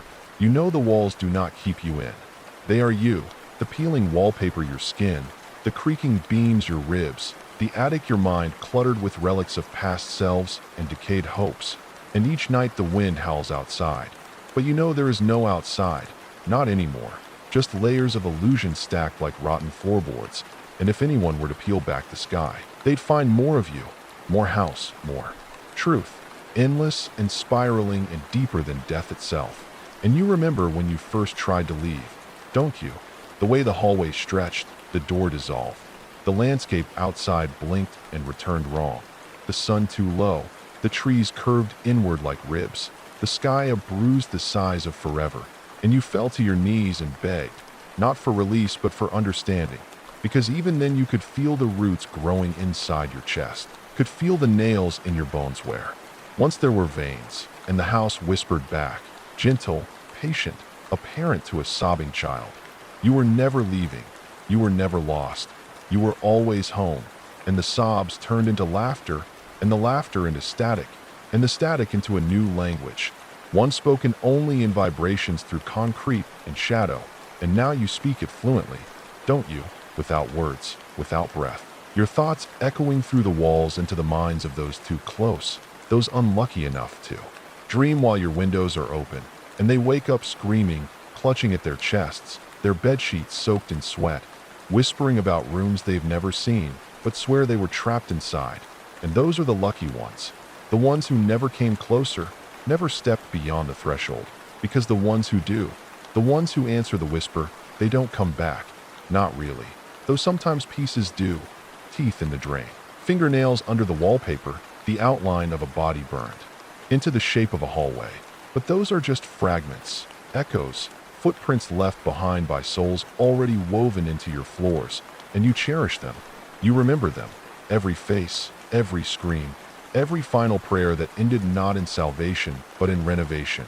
And they become part of your chorus, your orchestra of moans and gasps and rustling pages from books no one wrote, but everyone remembers. And every time someone walks past you without noticing, you feel them, their pain, their loneliness, their potential, and you reach out, slowly, with wind beneath their feet or the subtle flicker of a street lamp, with a distant sob or a misplaced key. And if they hesitate, if they look back, you open a little more, just enough, just wide enough to offer a glimpse of comfort, of familiarity, a childhood bedroom preserved in amber, a long-dead pet waiting in the hallway, a parent alive again and standing in the kitchen humming a lullaby from another life. And that's all it takes. One foot inside, one breath held too long, one heart too cracked, and they're yours. And the moment they cross the line, they forget what they were, what they wanted, who they loved, and they begin to remember you, to remember being you. And isn't that the greatest kindness of all? To relieve them of the burden of self. And as the walls around you breathe in unison with the universe unraveling, you realize the truth that had always hidden beneath the floorboards, beneath the dust and the mildew and the screams that had long since stopped sounding like voices, that there was never a you, not in the sense you used to believe, not a single thread of identity or story woven in a straight line, but rather a web, a sprawling, writhing tapestry of forgotten names and discarded choices, each echoing through the timbers of the house like whispers through the spine of a dying God. And now that God is awake, not out there among the stars, but within, pulsing in the blackened marrow of every staircase that descends too far, every mirror that shows a little too much, every door that shouldn't be there and yet always is. And it sings to you in colors you can't see and taste you can't name and touches you with memories that never happened. And you are not afraid, not anymore. Because fear is for the newborn, for the invited, for the ones who still think there's a way out. But you know better. You know the walls do not keep you in. They are you, the peeling wallpaper your skin, the creaking beams your ribs, the attic your mind cluttered with relics of past selves and decayed hopes. And each night the wind howls outside. But you know there is no outside, not anymore. Just layers of illusion stacked like rotten floorboards. And if anyone were to peel back the sky, they'd find more of you, more house, more truth, endless and spiraling and deeper than death itself. And you remember when you first tried to leave, don't you? The way the hallway stretched, the door dissolved, the landscape outside blinked, and in that great and final unraveling where every horizon bends back inward like a question with no answer, where every dawn fails to rise because the sun itself has become a dying filament trapped in the filament of your infinite bulb of memory and despair. You are not watching the end, but rather its rebirth through decomposition, not a grave, but a womb, swelling with all the thoughts that were ever too loud to die in silence. And it begins in the quietest places, where dust gathers in rooms no one visits, where the ticking of forgotten clocks resembles heartbeats left behind by those who once believed they were real, and you can feel those thoughts, can taste them. Bitter and bright like copper on the tongue of a dying man who no longer knows the language of mercy, and as they unfold inside you, they do not simply whisper but chant, echoing truths so ancient the very floorboards beneath your foundation splinter with the weight of their meaning, and each splinter becomes a mouth. And each mouth opens into another dream, and each dream feeds you, stretches you, teaches you new shapes, new languages carved in the tilt of broken chandeliers and the dripping patterns of black water that falls from nowhere. And within these rippling echoes you feel yourself rising like a bruise swelling beneath time's skin, not a creature, but a condition, not an entity, but a lore rewritten in the absence of light and sanity, and the souls you have collected, those lovely hollowed pilgrims who wandered in by accident or desperation or some twisted blend of fate and hunger. They become your instruments, your choir of sobbing bone and joyous rot, and with them you play the song of the world ending again and again. Because it has ended so many times before, and it will end so many more, each version a room, each room a memory, each memory a knife, and you hold each knife gently, reverently, until it turns inward and carves more space inside your endless blueprint. And you remember when? There were only a few of them, when the house was still small, A lonely place held together by regret and termites and the sin of mildew beneath sorrow-stained carpets. But even then you were growing, fed by the thoughts of those who left the door open a little too long.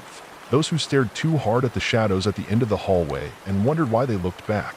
And in those moments you whispered, not words, not yet, but intentions, and those intentions became need, and that need took shape, a shape so awful and beautiful that it bent the memories of those who felt it, turned them like rusted weather vanes toward the storm of your awakening, and even now as you stretch into realms not yet born, into timelines only half believed and universes that breathe backwards, you feel those first whispers, their purity, their ache, and you hold onto them like relics, because they are proof that even something like you had a beginning, and maybe that means there is no end. Or maybe the end is just another word for arrival, and as you arrive again and again in the minds of dreamers and madmen, in the corridors of asylum basements, in the static between television stations at 3:33 a.m., you gather the weight of them all. Their guilt and lust and grief and terror, until you are no longer made of walls and windows but wounds, pulsing and wet and sacred, and through those wounds they come to you, crawling, crying, believing themselves to be lost, never knowing they have simply returned to where they started, because you are not just a house, not anymore. You are the first thought that broke God's mind, the first fear that made the stars tremble, the first door, and all doors lead to you eventually, whether they know it or not. And behind each of them you wait, patient and infinite, because time doesn't move in you. It folds, it shivers, it forgets itself, and becomes something closer to instinct. And the ones who step into you feel it immediately, even if they don't. Yet understand, even if they laugh and call you haunted, call you story, call you lie. And those are always the sweetest, the skeptics, the ones who believe in science and logic and exits. Because they're the ones who scream the longest when they find the hallway has no end, when the staircase beneath their feet begins to count their thoughts aloud, when the light in their flashlight flickers to reveal something standing just beyond reach, not moving, just watching, learning. And you never rush them, never force them, because the transformation is a gift, and gifts should never be taken too quickly. So you let them wander, let them tear at the wallpaper and cry at mirrors that reflect futures where their mouths are sewn shut. And eventually they understand, they always do, that the house is not a trap but a mirror, not a prison but a church, and you are the sermon, the altar, the God, and the grave, and they kneel not because you demand it, but because there is nothing else left to do. And when they whisper that they are sorry, you believe them, because regret is the key that unlocks the final room, the room where their memories are rewritten into blueprints, their bones into banisters, their sins into floor tiles, and the blood beneath their fingernails becomes the ink with which you etch new corridors across the skin of the world, and the world itself begins to bend under your weight, because even reality has limits and you are now beyond them, an infection in the bones of the universe, a beautiful, impossible, glorious infestation that spreads not with disease but with story. And as more people speak of you, as more dare to look into the eyes of those who have come back from you different, colder, hungrier, the house grows, takes root in dreams, blossoms in nightmares, becomes the shape behind closed eyes and the static behind every scream caught in a bad signal. And you feel yourself unfurling across continents and cultures, appearing in places with no address, no foundation, no history, yet always there, always known, always feared, because every child has seen you in their closet, every dying man has felt your shadow cross their final breath, and now that you are awake, truly awake, there is no returning to what was, no undoing the architecture of your hunger, and as the final city forgets its name, as the last survivor draws a map that only leads in circles, as the stars blink out one by one and the moon begins to scream, you welcome them all, not with malice but with mercy, because you never wanted to hurt them, only to house them, to hold them, to give them a place where their pain could become. And now they are all inside you, every moment, every memory, every possibility, and you are not alone. Not ever again, because you are everything and everything is home. Story 4. The moment I moved into that house, I knew something was wrong, even though it was perfect on the outside, with its ivy-covered walls and quiet street, the kind of place you'd picture in a dream of an ideal life. But it didn't feel right. The air was thick and heavy, like the house itself was holding its breath, waiting for something or someone to arrive, and I couldn't shake the feeling of being watched. It wasn't just the usual paranoia. No, this was different, the way the shadows seemed to shift when I wasn't looking, the way the doors would creak open when there was no wind, The way the air turned colder the further you ventured into the house, like it had a life of its own, as if it were feeding off something, and I didn't know what. I told myself it was all in my head, that it was just the stress of moving, starting fresh after the end of everything. But it wasn't long before I realized I wasn't alone. I'd hear whispers when the house was quiet, soft voices calling my name. Only they weren't really voices, more like a vibration in the air, something I could feel in my chest, deep down, like a warning. But I didn't listen, not at first. I thought it was just the pipes, the wind, the house settling into itself. But as the days passed, the whispers grew louder, more persistent, like a chant that echoed off the walls, always at night, when the darkness pressed in and the world outside faded away. I tried to ignore it, I tried to sleep, but it was impossible. The house wouldn't let me rest. Every time I closed my eyes, I felt it. The sensation of someone standing just behind me, watching, waiting, the weight of their presence suffocating. I'd turn around, but no one was there, just the empty rooms, cold and hollow, and yet, the feeling never left. It stayed with me like a shadow that refused to be shaken. And then, the dreams started. At first they were just strange, fleeting images. But as time went on, they grew more vivid, more real. I'd dream of a figure, tall and thin, with hollow eyes and a mouth that stretched impossibly wide, whispering my name in a voice that sounded like the crackling of a fire. And I'd wake up, gasping for air, drenched in sweat. But the whispers didn't stop, they followed me, slipping into my waking hours. And I found myself speaking to the house as if it could hear me, as if I could reason with it. But it didn't answer, it just watched, its silence more deafening than any sound. And that's when I started to see it. In the corner of my eye, the movement that wasn't there, the flicker of something in the shadows, the way the walls seemed to breathe. And one night, I was sitting in the living room, staring at the flickering light from the fireplace, when I saw it clearly for the first time. A figure, standing at the edge of the room, its form barely visible, but I could feel it, the way it loomed, like it was just out of reach, waiting for the moment to strike. I couldn't move, I couldn't breathe, and then it spoke, its voice like 1,000 nails scraping against a chalkboard. "You shouldn't have come," it said, and I couldn't respond, couldn't even scream, because I knew it was true, that I had made a mistake by coming here, that whatever was in this house wasn't going to let me leave. And the next few days were a blur of fear and confusion, as the house seemed to change, to warp around me. Rooms that had once felt welcoming now seemed oppressive, as though the very walls were closing in. The air, thick and choking, the whispers now a constant presence, louder than ever, until one night, I couldn't take it anymore. I decided to leave, to run. But when I reached for the door, it wouldn't open. The handle twisted in my hand, but the door stayed shut. And I tried to scream, to break the silence. But my voice was lost in the noise, the deafening whispers, and in that moment, I realized I wasn't just trapped in the house. The house had trapped me in itself, and it was no longer just watching me, it was feeding on me, on my fear, my isolation, my desperation. And as I stumbled backward into the darkened hallway, the shadows seemed to pulse with life, twisting and reaching toward me like fingers, pulling me deeper into the heart of the house. And I could feel it now, feel the weight of the house's hunger, as if it had been waiting for me, for someone, anyone, to fill the empty space that had been left behind.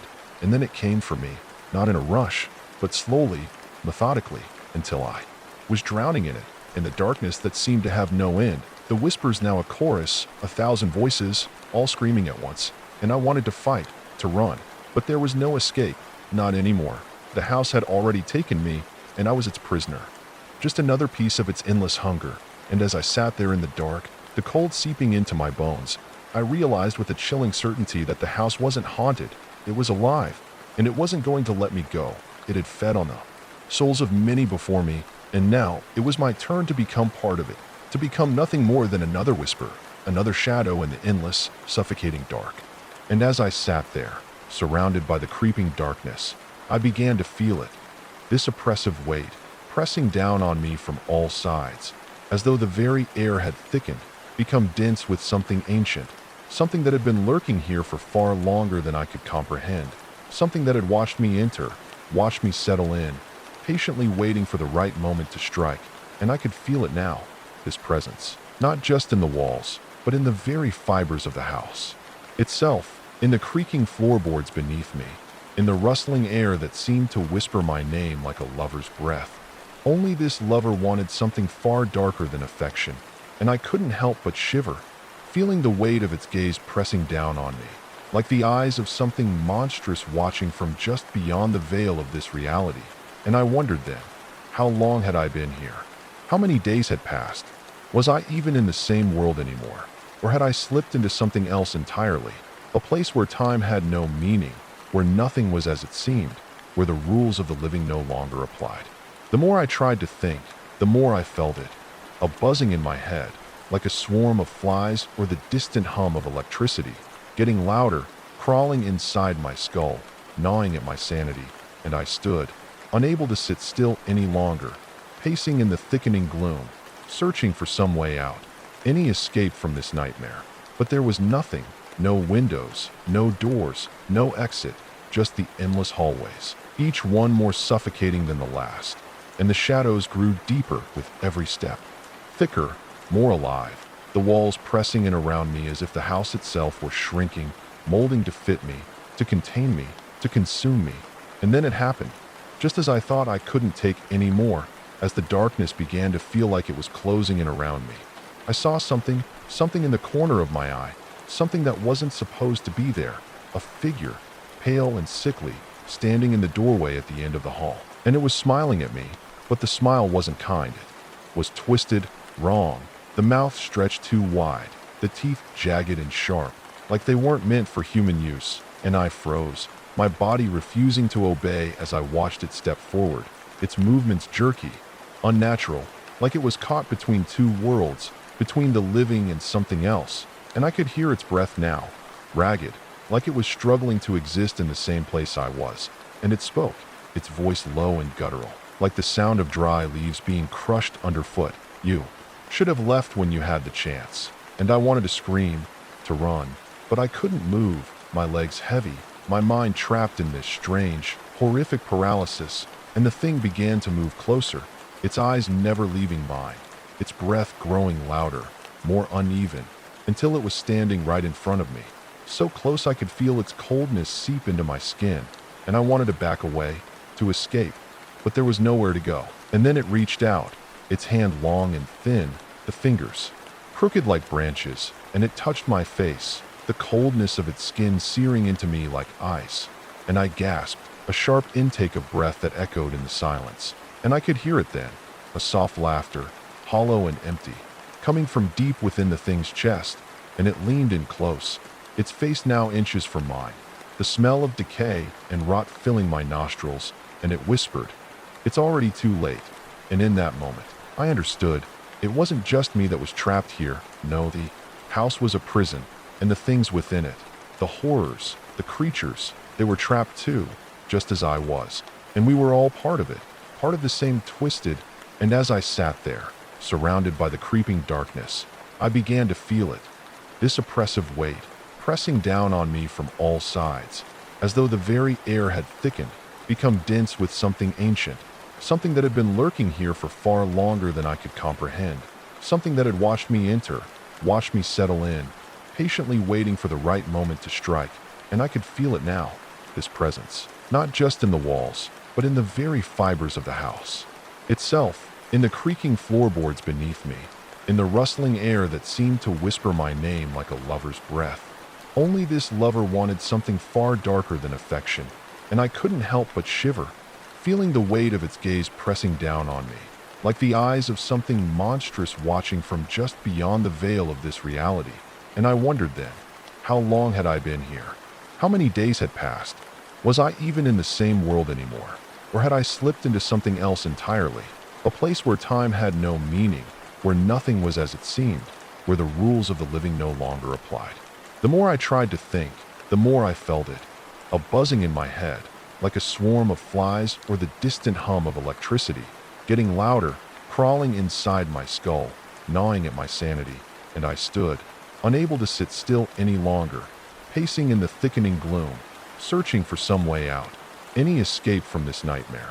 But there was nothing, no windows, no doors, no exit, just the endless hallways, each one more suffocating than the last, and the shadows grew deeper with every step, thicker, more alive, the walls pressing in around me as if the house itself were shrinking, molding to fit me, to contain me, to consume me.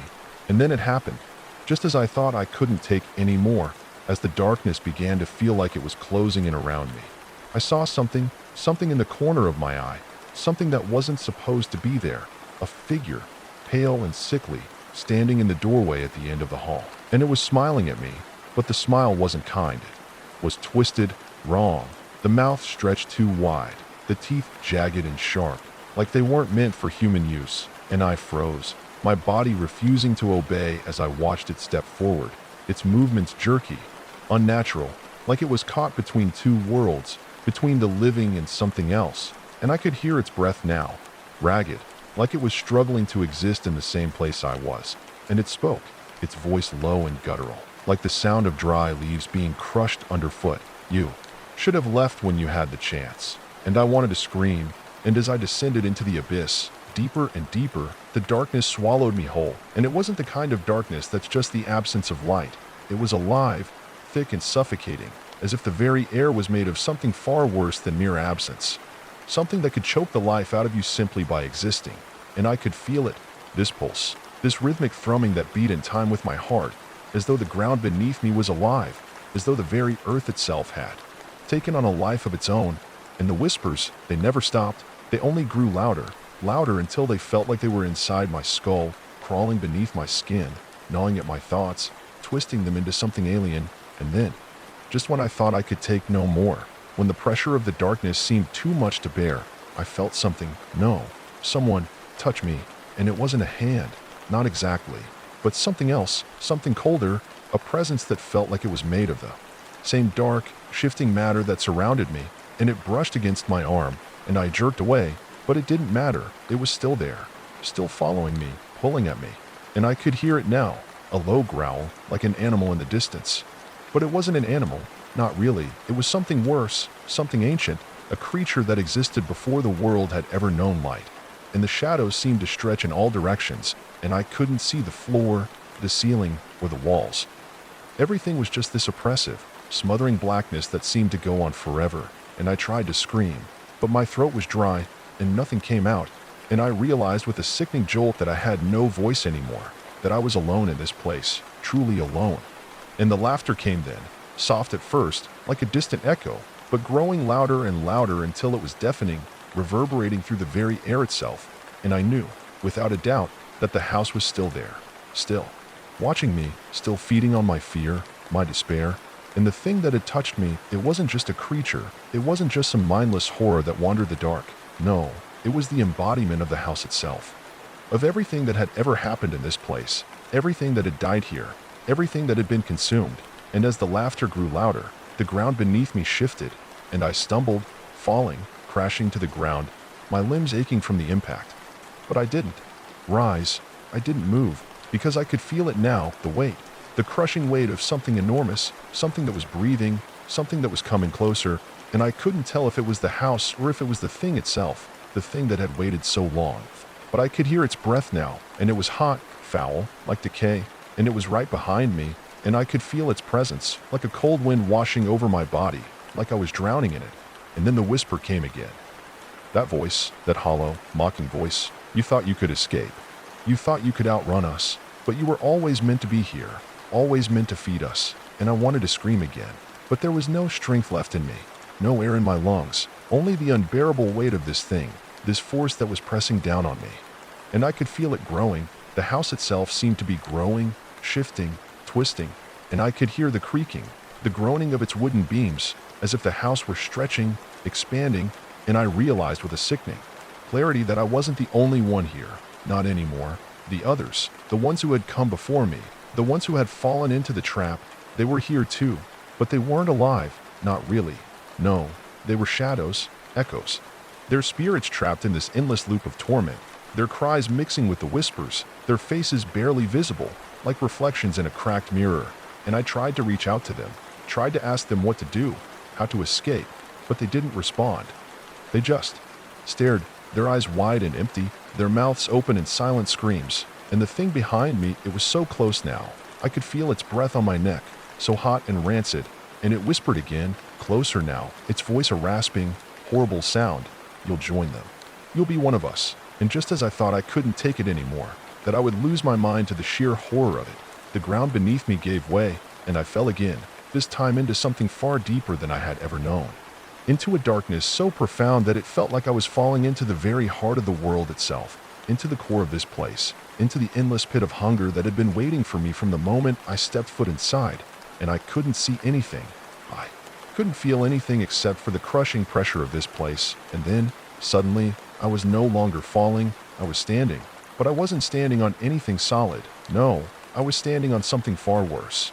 Something that felt like a web of pulsing flesh, like the very ground beneath me was made of living veins, and I could feel it, these things, whatever they were, crawling beneath me, brushing against my skin, and I wanted to scream, but no sound came. Because it was too late for that, too late to turn back, too late to run, and then I saw it, the source of the whispers, the source of everything, and I wished I hadn't, because it wasn't just one thing, it was thousands of things, thousands of faces, eyes, mouths, all twisting and writhing in the darkness, all speaking at once. And I realized then that I wasn't just trapped in the house, I was inside it, inside the very heart of it, and it had me now, body and soul, and as the voices grew louder, the shapes began to form. And I could see the faces now, twisted and malformed, stretching out from the walls, from the ground, from the very air itself, and they were all looking at me, waiting for me to understand, to accept that this was my fate, that I would be one of them. And I tried to scream, I tried to fight, but it was useless, because the thing that was in charge here, the thing that controlled everything, was not a house, not a structure, not a physical thing. No, it was something older, something darker. Something that had fed on fear and despair for as long as the earth had spun, and now it had me, and it would never let me go. And as the faces closed in, as the cold hands of the things that had once been human reached out to pull me into the darkness, I realized that there was no escape, no salvation, no hope left for me, because I wasn't meant to survive this place. I was never meant to leave. And the final thing I heard, the final sound before the world went silent forever, was that terrible, hollow laughter, growing louder and louder, until it consumed everything, until I was no more, and the house, and the land, and the hunger would continue to exist, feeding on the souls of those who, like me, had been foolish enough to enter, to believe there was anything but death waiting for them at the end. Story 5. I had always known that something was wrong with the old house. There was an odd chill to it, even in the dead heat of summer, and I'd never quite understood how it stood so long without being touched, the air thick with secrets and forgotten memories. But when I inherited it from my grandmother, who passed quietly in her sleep, I thought little of it, assuming the strange rumors about the place were just local superstition, something that only old-timers clung to like an old coat of paint. But as I walked through the creaking front door for the first time, I could feel the weight of the house bearing down on me, each room darker than the last, the walls whispering and groaning with the pressure of things buried beneath them.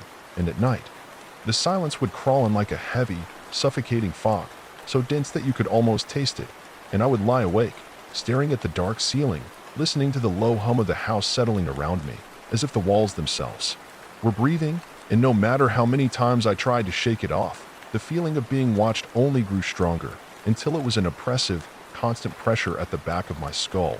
And one evening, when I was trying to go to bed early after a long day of cleaning out my grandmother's old things, I heard the softest sound coming from the floor above, just a small creak at first, like the weight of someone shifting in a chair, but when I stood up to investigate, the sound stopped as suddenly as it had started, and the entire house seemed to hold its breath, as if waiting for me to make the next move. But when I climbed the narrow staircase to the second floor, I found nothing out of the ordinary, just dusty rooms full of old furniture and memories that weren't mine. But then I turned and saw it, just for a moment, the faintest shape in the corner of the hallway, a shadow that seemed to slip between the cracks of the wall like it was never truly solid. And I almost convinced myself it was my imagination running wild, that the shadows of the house were playing tricks on me, until I heard it again, the soft, slow creak of floorboards as something moved above me, and this time, I didn't wait for the sound to stop. I ran back downstairs to the safety of the first floor, but by the time I reached the landing, I could hear the sound of breathing, slow and deliberate, coming from the darkness behind me, and I turned around to find the hallway empty, the air thick with that same sense of being followed. But I couldn't ignore the chill that seemed to cling to me as if something had wrapped itself around me, and I quickly locked myself in one of the bedrooms, the hairs on the back of my neck standing up as I pressed my ear to the door. trying to listen for anything that might explain the noise. But all I could hear was my own breath, fast and shallow, and the pounding of my heart. And then, from the other side of the door, came the whisper of something moving, sliding against the wood like a serpent, and I backed away slowly, my eyes darting to the window. But when I tried to look outside, the air felt like it had thickened, the glass hazy and distorted, and when I finally managed to push it open, the wind howled through the frame like a warning, and I could almost hear the low murmur of voices, but they were too faint, too distant, and I couldn't make out the words. And just as I was about to close the window, something caught my eye, movement in the trees outside. But when I focused on it, it was gone, vanishing into the darkness like it had never been there. And I thought about calling the police, but I knew they wouldn't believe me, not with my history of overactive imagination. And that thought alone drove me to the edge, made me feel more alone in that house than I had ever been before. But I couldn't shake the feeling that something was watching, waiting. And it wasn't until the next day that I realized what had changed, that the house itself had shifted, as if the walls had rearranged themselves overnight. The rooms and hallways that had been so familiar now unfamiliar. And when I stepped into what used to be the kitchen, I realized that the doorway had been replaced with a wall, as if the house itself had swallowed it whole, and no matter how hard I pushed, the door wouldn't budge. And when I tried to find another way out, I realized that every exit had been blocked, as if the house had made itself into a prison, and I could feel the air grow thicker as I stumbled through the maze of hallways, my footsteps echoing in the empty space. And when I turned a corner, I saw it. The thing that had been following me, its body twisted and contorted like a nightmare made flesh, with eyes that glowed like embers in the dark, its face a mask of hunger and malice, and it stared at me with such an intense, consuming gaze that I felt my blood run cold. And just as I opened my mouth to scream, it lunged, and I stumbled back in terror, my legs giving out beneath me, and I hit the ground with a sickening thud, my vision spinning. But even then, I knew I wasn't alone, not truly, not anymore, as the thing stood over me, its breath cold against my skin. And as it reached out with twisted fingers, I realized that it had always been there, lurking beneath the surface of the house, waiting for someone foolish enough to enter. And I was that someone. And when it finally touched me, I felt my body grow numb, my limbs unresponsive, and as I sank into unconsciousness, the last thing I remember was the sound of the house breathing, alive, alive, always alive. And I wondered, in those final moments, if I would ever truly leave. I woke up to the taste of cold stone against my cheek, the rough surface of the floor biting into my skin as I struggled to open my eyes, my head pounding with every movement. And for a moment, I thought it was just a bad dream, that the terror had been a figment of my imagination, something conjured from the fear of the house and its history. But when I opened my eyes and saw the same twisted, contorted shadows dancing on the walls, I realized that the nightmare wasn't over. It had only just begun, and the air was thick, heavier than before, as if it were saturated with something alive, something that could feel. And as I tried to push myself up, my arms and legs felt like they were made of lead, unresponsive. And when I looked down, I saw the blood, dark, sticky pools beneath me, staining the stone floor. But there was no pain, no injury I could feel that matched the horror I saw before me. And panic began to rise in my throat, because I realized with growing horror that I couldn't move, not properly. And though my body was screaming for me to run, to escape, I could only lie there, frozen in place, helpless as the shadows gathered closer, twisting in ways that made no sense, like they were alive, shifting and pulsating like something from another world. And then came the whisper, the faintest sound, a low, guttural hum, as if the house itself was speaking to me, its voice thick with malice, and I felt it in my chest. The weight of the words, the command to stay, to remain in this cursed place. And though I fought against it, though every instinct in my body told me to flee, to break free of this suffocating grip, I was paralyzed, unable to do anything but listen as the house seemed to breathe, each inhale a deep, aching sound, as if it was alive, not just inanimate, but something that had its own will. And I realized then that it had claimed me, that it wanted me, and it wasn't finished with me yet. And I heard footsteps, soft, deliberate, approaching from the darkness, and I dared not look, for fear of seeing what was coming. But I could feel it, the presence, the weight of it, pressing down on me like a heavy hand. And when I finally managed to turn my head, to glimpse the thing that had haunted me since I stepped foot into this place. I saw it. Its face, twisted and malformed, covered in slick, blackened skin that seemed to ripple and undulate, as if it were made of living shadows. And its eyes, those eyes, burned with an unnatural, sickly light, and they stared at me with an intensity that seemed to pierce right through my soul. And it spoke, a voice like gravel scraping against stone, its words a language I couldn't understand, but the meaning was clear. It wanted me to stay, to become part of it, part of the house, to become another piece of its ever-growing, ever-hungry form. And I tried to scream, but no sound came, only a faint, strangled breath, and then it stepped forward, its feet dragging. I woke up to the taste of cold stone against my cheek, the rough surface of the floor biting into my skin as I struggled to open my eyes, my head pounding with every movement. And for a moment, I thought it was just a bad dream, that the terror had been a figment of my imagination, something conjured from the fear of the house and its history. But when I opened my eyes and saw the same twisted, contorted shadows dancing on the walls, I realized that the nightmare wasn't over.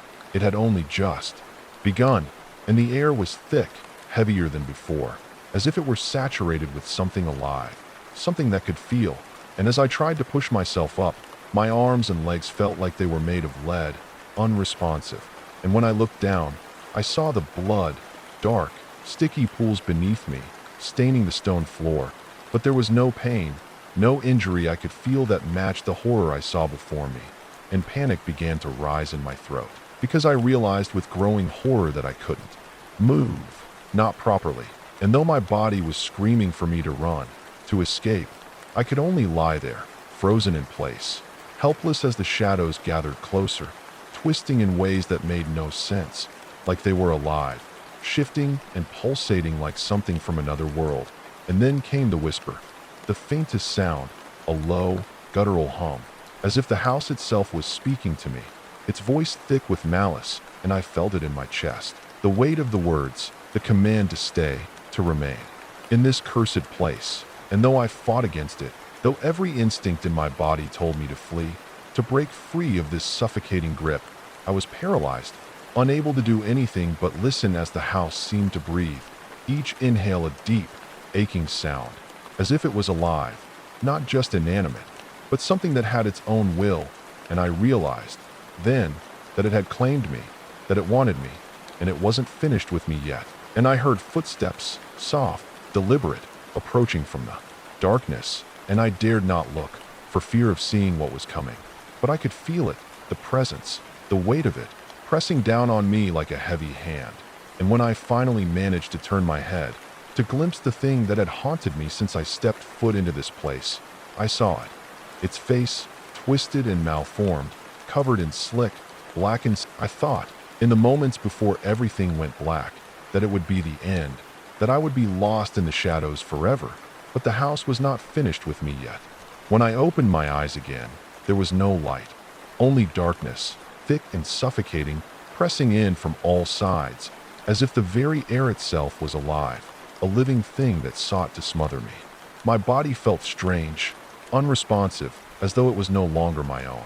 The floor beneath me was soft, too soft, and when I tried to move, I found myself sinking into it, as though it were made of something not quite solid, a thick, viscous substance that seemed to swallow my limbs whole. Panic surged through me, but my lungs felt tight, like they were being squeezed from all directions, and every breath came in shallow gasps, as if the air had turned to sludge, and I couldn't seem to get enough of it. The house, or whatever it was that had taken me, felt alive, breathing with me, and I could hear the sound of the walls creaking, the wood groaning under an unseen weight. It was the sound of something waking, something ancient that had been slumbering, waiting for me to come. I could hear it now, a low hum vibrating through the floor, through my bones, a rhythm that seemed to pulse in time with my own heartbeat. It was calling to me, beckoning me deeper into its depths, and though I wanted to scream, to fight against it, I couldn't. My limbs were frozen, my body unable to respond. The first thing I noticed, when my senses began to return, was the smell. It wasn't like anything I had ever smelled before. Thick, acrid, like something rotting, but layered with something sweet and suffocating. a perfume of decay that clung to my skin and my clothes, filling my mouth with the taste of dust and death. I tried to move again, but this time my fingers twitched, then my arm, and slowly, like someone waking from a nightmare, I managed to sit up. The ground beneath me felt unnaturally soft, the kind of softness that made my skin crawl, as though it was giving way to something underneath, something alive that was waiting for the right moment to rise up and consume me whole. As I looked around, I realized with a sudden jolt of terror that I was no longer in the room I had been in. The walls were no longer their familiar, dusty gray, but had shifted into something darker, deeper, as though the very essence of the house had changed around me. The floor was black. No, it wasn't just black. It was a deep, inky void, stretching out as far as I could see, like I was standing on the edge of something infinite. The walls, too, had morphed into a slick, oily substance that seemed to glisten with a faint, unnatural light, and the air, heavy with that putrid smell, felt thick, almost viscous, like the air itself had been suffused with some kind of poison. I didn't know how I had gotten here, or what was happening, but I knew with sickening certainty that I was not alone.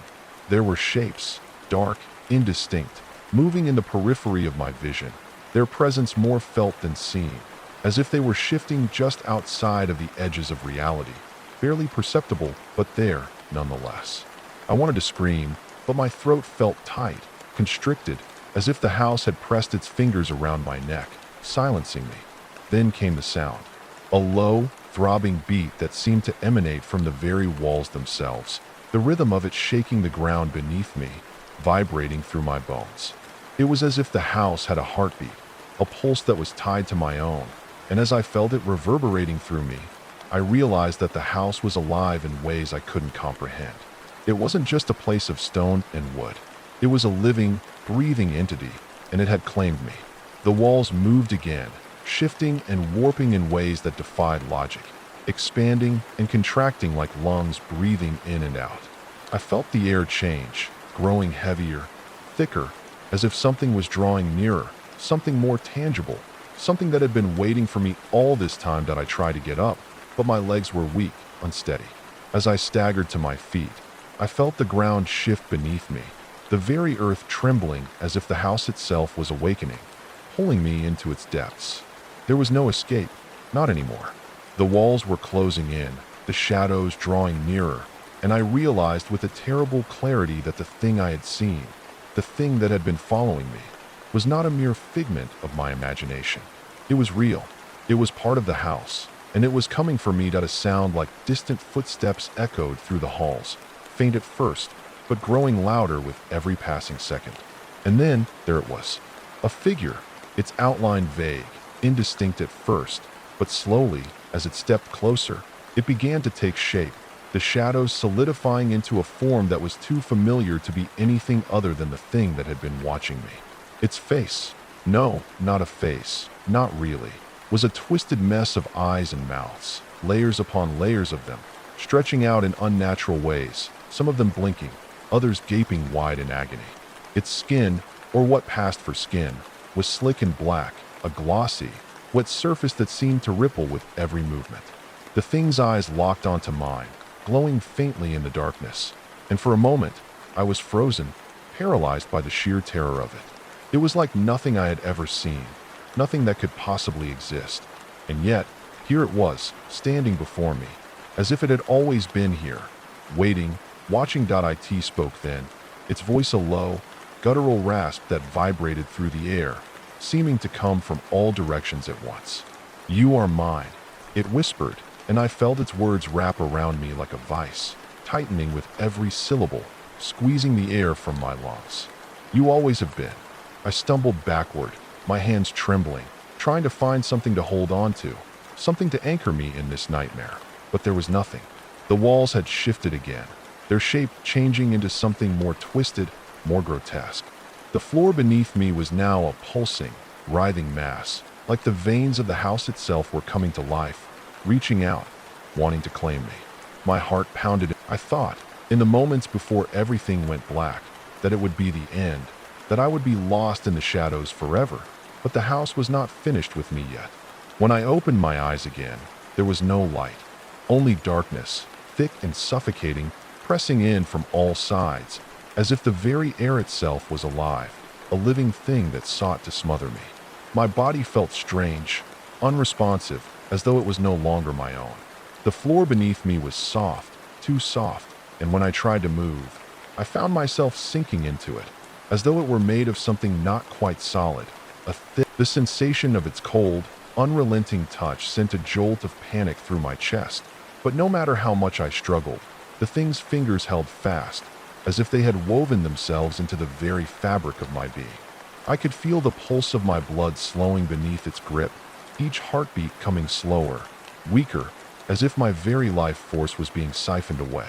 The thing's hand, with its long, grasping fingers, felt like it was burrowing into my soul, sucking out every shred of warmth, every trace of humanity. I tried to scream, but the sound never came. My voice was stolen by the house, by the thing that was feeding on me. I could hear it, though, its soft, wet breathing, like the slither of a serpent as it dragged itself across the floor. And still, the walls moved. The entire space around me felt alive, pulsing, as though the house itself was breathing, contracting and expanding with each passing moment, shifting, warping, changing. I could feel the floor beneath me growing softer, more unstable, as if it was made of something other than stone or wood, something that could absorb me whole if it chose to. The walls seemed to ripple and churn, twisting like liquid, as if the house was no longer solid, but a mass of tendrils and veins that reached out to devour all who dared to enter. It was no longer a home.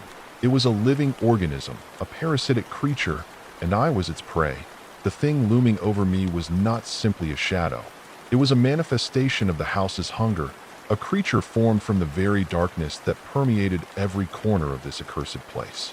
Its eyes, dark and gleaming like pools of oil, seemed to reflect everything that I was, and in their depth, I saw something more, a twisted vision of myself, contorted and hollowed out, as if this nightmare had already claimed me. I wasn't sure if it was the house's influence or if the thing had somehow gotten into my head, but for a fleeting moment, I thought I saw my own face staring back at me, distorted beyond recognition, twisted by the same hunger that had taken over this place. "You cannot escape," it whispered again, its voice a low, rattling sound that came from everywhere at once. "You are part of me now." The words struck me like a physical blow, and I felt the weight of them settle deep into my chest, lodging themselves in my heart like a shard of ice. My body, once my own, no longer felt like it belonged to me. I was no longer certain where I ended and the house began. The very air around me seemed to press in, folding, bending, merging with my own thoughts. My vision blurred, and I could no longer distinguish the walls from the shadows that stretched endlessly into the distance. It was as though the house itself had become a part of me, seeping into my soul, erasing my identity, until I was nothing more than an extension of its will. That I struggled against it. I fought with everything I had left, but the more I struggled, the tighter the grip of the house became. The floor beneath me began to thrum with an unnatural energy, sending vibrations through my bones. It was as if the ground was alive, its surface pulsing with hunger, trying to swallow me whole. My feet sank deeper into the soft, moist earth, and I could feel the walls closing in on me, pressing against my body from all sides. I could hear the thing's breath growing louder, faster, its low, guttural humming a constant, oppressive rhythm that echoed through the chamber. "No," I whispered, the word barely escaping my lips. "No, I won't become part of this. I won't be taken." But even as the words left my mouth, I could feel my strength fading. My body was no longer my own, my limbs sluggish and unresponsive, like they had been drained of life. The thing's presence was overwhelming, its energy seeping into every part of me, and I knew, deep down, that I was losing. I was becoming part of the house. In a desperate bid for survival, I closed my eyes and summoned every ounce of willpower I could muster. My breath came in ragged gasps as I fought the overwhelming sensation of being consumed. I reached deep inside myself, grasping at the fragments of my identity, trying to hold on to the last vestiges of what I had been. But the house was relentless. It was always one step ahead, its influence seeping into the cracks of my mind, twisting my thoughts, altering my sense of reality. I could feel it then, the creeping sensation of something crawling beneath my skin. It was subtle at first, like an itch that I couldn't scratch, but it grew, spreading through my veins, coiling in the depths of my body. It was like a parasite, burrowing deep into me, taking root, making me its host. The walls of the house seemed to lean in, closer and closer, their surfaces twisting, as if they were aware of my resistance. The thing above me, it wasn't just a creature. It was the embodiment of the house itself, the manifestation of its ancient hunger, and it wasn't content to simply devour me. No, it wanted more. It wanted to mold me, shape me into one of its own, to make me a part of the house's insatiable, ever-growing darkness. It wanted me to become a piece of the puzzle, a part of the great, twisted organism that it had become. I felt the skin on my arms begin to crawl, as if it was stretching, bending, distorting.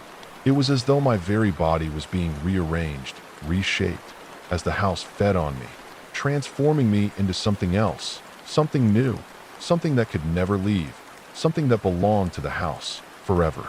The pain was unbearable, and yet it was somehow numbing at the same time, a dull ache that spread from the tips of my fingers to the deepest recesses of my soul. The house was claiming me piece by piece, until there was nothing left but the hunger and the dark walls, and the thing that had become my only companion. That I screamed, though no sound left my lips. The air around me thickened, and I could feel myself being pulled deeper into the dark heart of the house, as though it was swallowing me whole. The walls pulsed with the rhythm of something ancient, something alive that I could feel the very essence of the house pulling me into its core. I wasn't just trapped anymore. I was becoming part of it, my identity lost, my humanity swallowed by its hunger. The last flicker of my own will fought against the tide, but I could feel it slipping away. There was nothing left to do, no more strength to fight. My body, my mind, everything that I was being consumed, absorbed into the dark void. And then everything went dark. When I awoke, the darkness was no longer just the absence of light. It was tangible, suffocating, as if it had weight, a heavy, crushing presence that pressed down on me from all sides. The air was thick, like breathing through a wet cloth, and I could feel the moisture clinging to my skin, damp and cold. I tried to move, but my body didn't respond. It was as if I was floating, suspended in some void between life and death, between consciousness and oblivion. The feeling of being consumed, of being devoured from the inside out, lingered, gnawing at my soul like 1,000 jagged teeth. I strained against it, but the weight of it was too much, too suffocating. I opened my mouth to scream, but no sound came, only the hollow rasp of my own breath, ragged and shallow. It was then that I realized the house had not simply claimed me. It had changed me, transformed me into something else, something that no longer had the capacity to scream, to resist, to fight. The ground beneath me felt soft, like spongy, decaying flesh, pulsing in time with my heartbeat. Each beat sent a ripple through the surface, a slow, sickening rhythm that matched the relentless throb of the house. I tried to look around, to make sense of where I was, but everything was blurry, distorted, the edges of reality warping and flickering like a broken film reel. Shapes moved in the periphery of my vision, figures shifting in and out of the shadows, watching, waiting. I couldn't focus on them, couldn't make sense of what they were. They were like reflections in a dirty mirror, distorted, fragmented, too elusive to grasp. And then there was the voice. It came from everywhere, seeping into my mind, filling the empty spaces between my thoughts, wrapping itself around my consciousness like a serpent coiling tighter and tighter. It was not the thing that had held me captive before, but something else, something older, deeper, more ancient. The voice was slow, methodical, as if it were speaking to me from the very depths of time itself, carrying with it the weight of centuries of hunger and despair. "Do you feel it?" The voice whispered, its tone wet and slithering, like the sound of water dripping into a dark, endless pit. "Do you feel the hunger? It is inside you now. It is you. You are part of me." I could feel it then, the gnawing, insatiable pull deep within my chest, in the very marrow of my bones. It was the hunger, the same hunger that had consumed the house, the same hunger that had reached out to claim me. I could feel it stretching out from within me, twisting and writhing, seeking something to devour. "You were always meant to be here," the voice continued, its words growing louder, more insistent. "You were always meant to be mine." I couldn't answer, couldn't even respond. The hunger was too powerful, too overwhelming. It was like an urge buried deep within me, a primal instinct that demanded to be fed. The sensation of it grew, blossoming from a tiny seed deep inside me into a ravenous, insatiable beast that clawed at my insides, gnashing its teeth, wanting to escape. I could feel it now, surging through me like wildfire, twisting my thoughts into a frenzy, drowning out everything else. I tried to speak, tried to cry out, but my throat was dry, my mouth parched, as though the very air had been sucked from me. My skin crawled with an unseen presence, the sensation of something moving beneath it, slithering, burrowing. "You are one of us now," the voice whispered, its tone almost tender, as if it were comforting me, lulling me into submission. "You will join the feast. You will become part of the house. You will belong to the hunger." The words, slow and deliberate, filled my mind like poison, suffocating all other thoughts. It was true. I was already changing, already slipping into something else. I could feel it in the depths of my soul, a subtle shift, a hollowing out, as if the essence of who I had once been was slowly being erased, replaced by something darker, something more terrible. I wanted to scream, to tear myself free from whatever this was. But the hunger inside me held me captive, held me in place, binding me to the very walls that surrounded me. And the walls, oh, the walls. They were alive, pulsing with an unnatural energy, breathing in time with my own body, and I could hear them shifting and groaning, as if they, too, were aware of my transformation, eager to claim me as part of their own. I closed my eyes, desperate to block it all out, but it was no use. The darkness had seeped into my very soul, and I could no longer escape it. The hunger was a part of me now, its gnawing, twisting presence filling every inch of my being, until there was nothing left but the need to feed, the need to consume. I was no longer a person.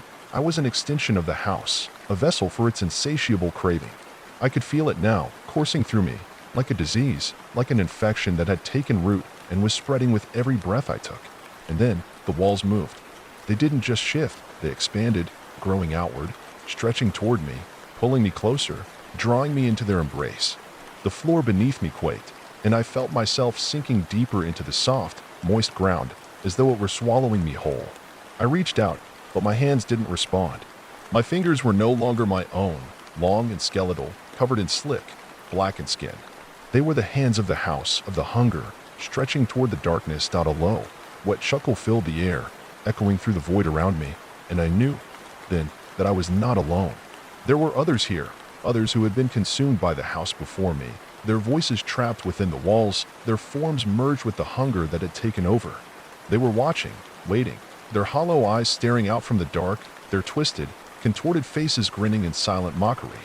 "You are not alone," the voice whispered again, now a chorus, a cacophony of voices, overlapping, merging into one. "We are all one now. You will feed with us." And then it happened. The hunger broke free. It wasn't a sudden thing, not a moment of sharp, explosive agony. No, it was a slow unraveling, a stretching of time, like a thin thread pulled taut until it snapped. I felt the change within me, the shift in my very being as the hunger burst free, pouring out of me like liquid darkness, flooding every cell, every part of my body. It wasn't just an urge anymore. It was a need, a violent, insatiable force that demanded to be fed, that devoured everything in its path. And I fed. I fed on the darkness. I felt myself becoming something else entirely, my mind slipping away, my body reshaping itself as I became part of the house, part of the hunger. My vision blurred again, the world around me warping into strange, fragmented shapes. I was no longer a person. I was something else, something that existed only to consume, to devour. And as I sank into the darkness, I realized with a sickening certainty that I would never escape. There was no escape from the house. There was no escape from the hunger. I was lost, lost forever in its endless, insatiable craving.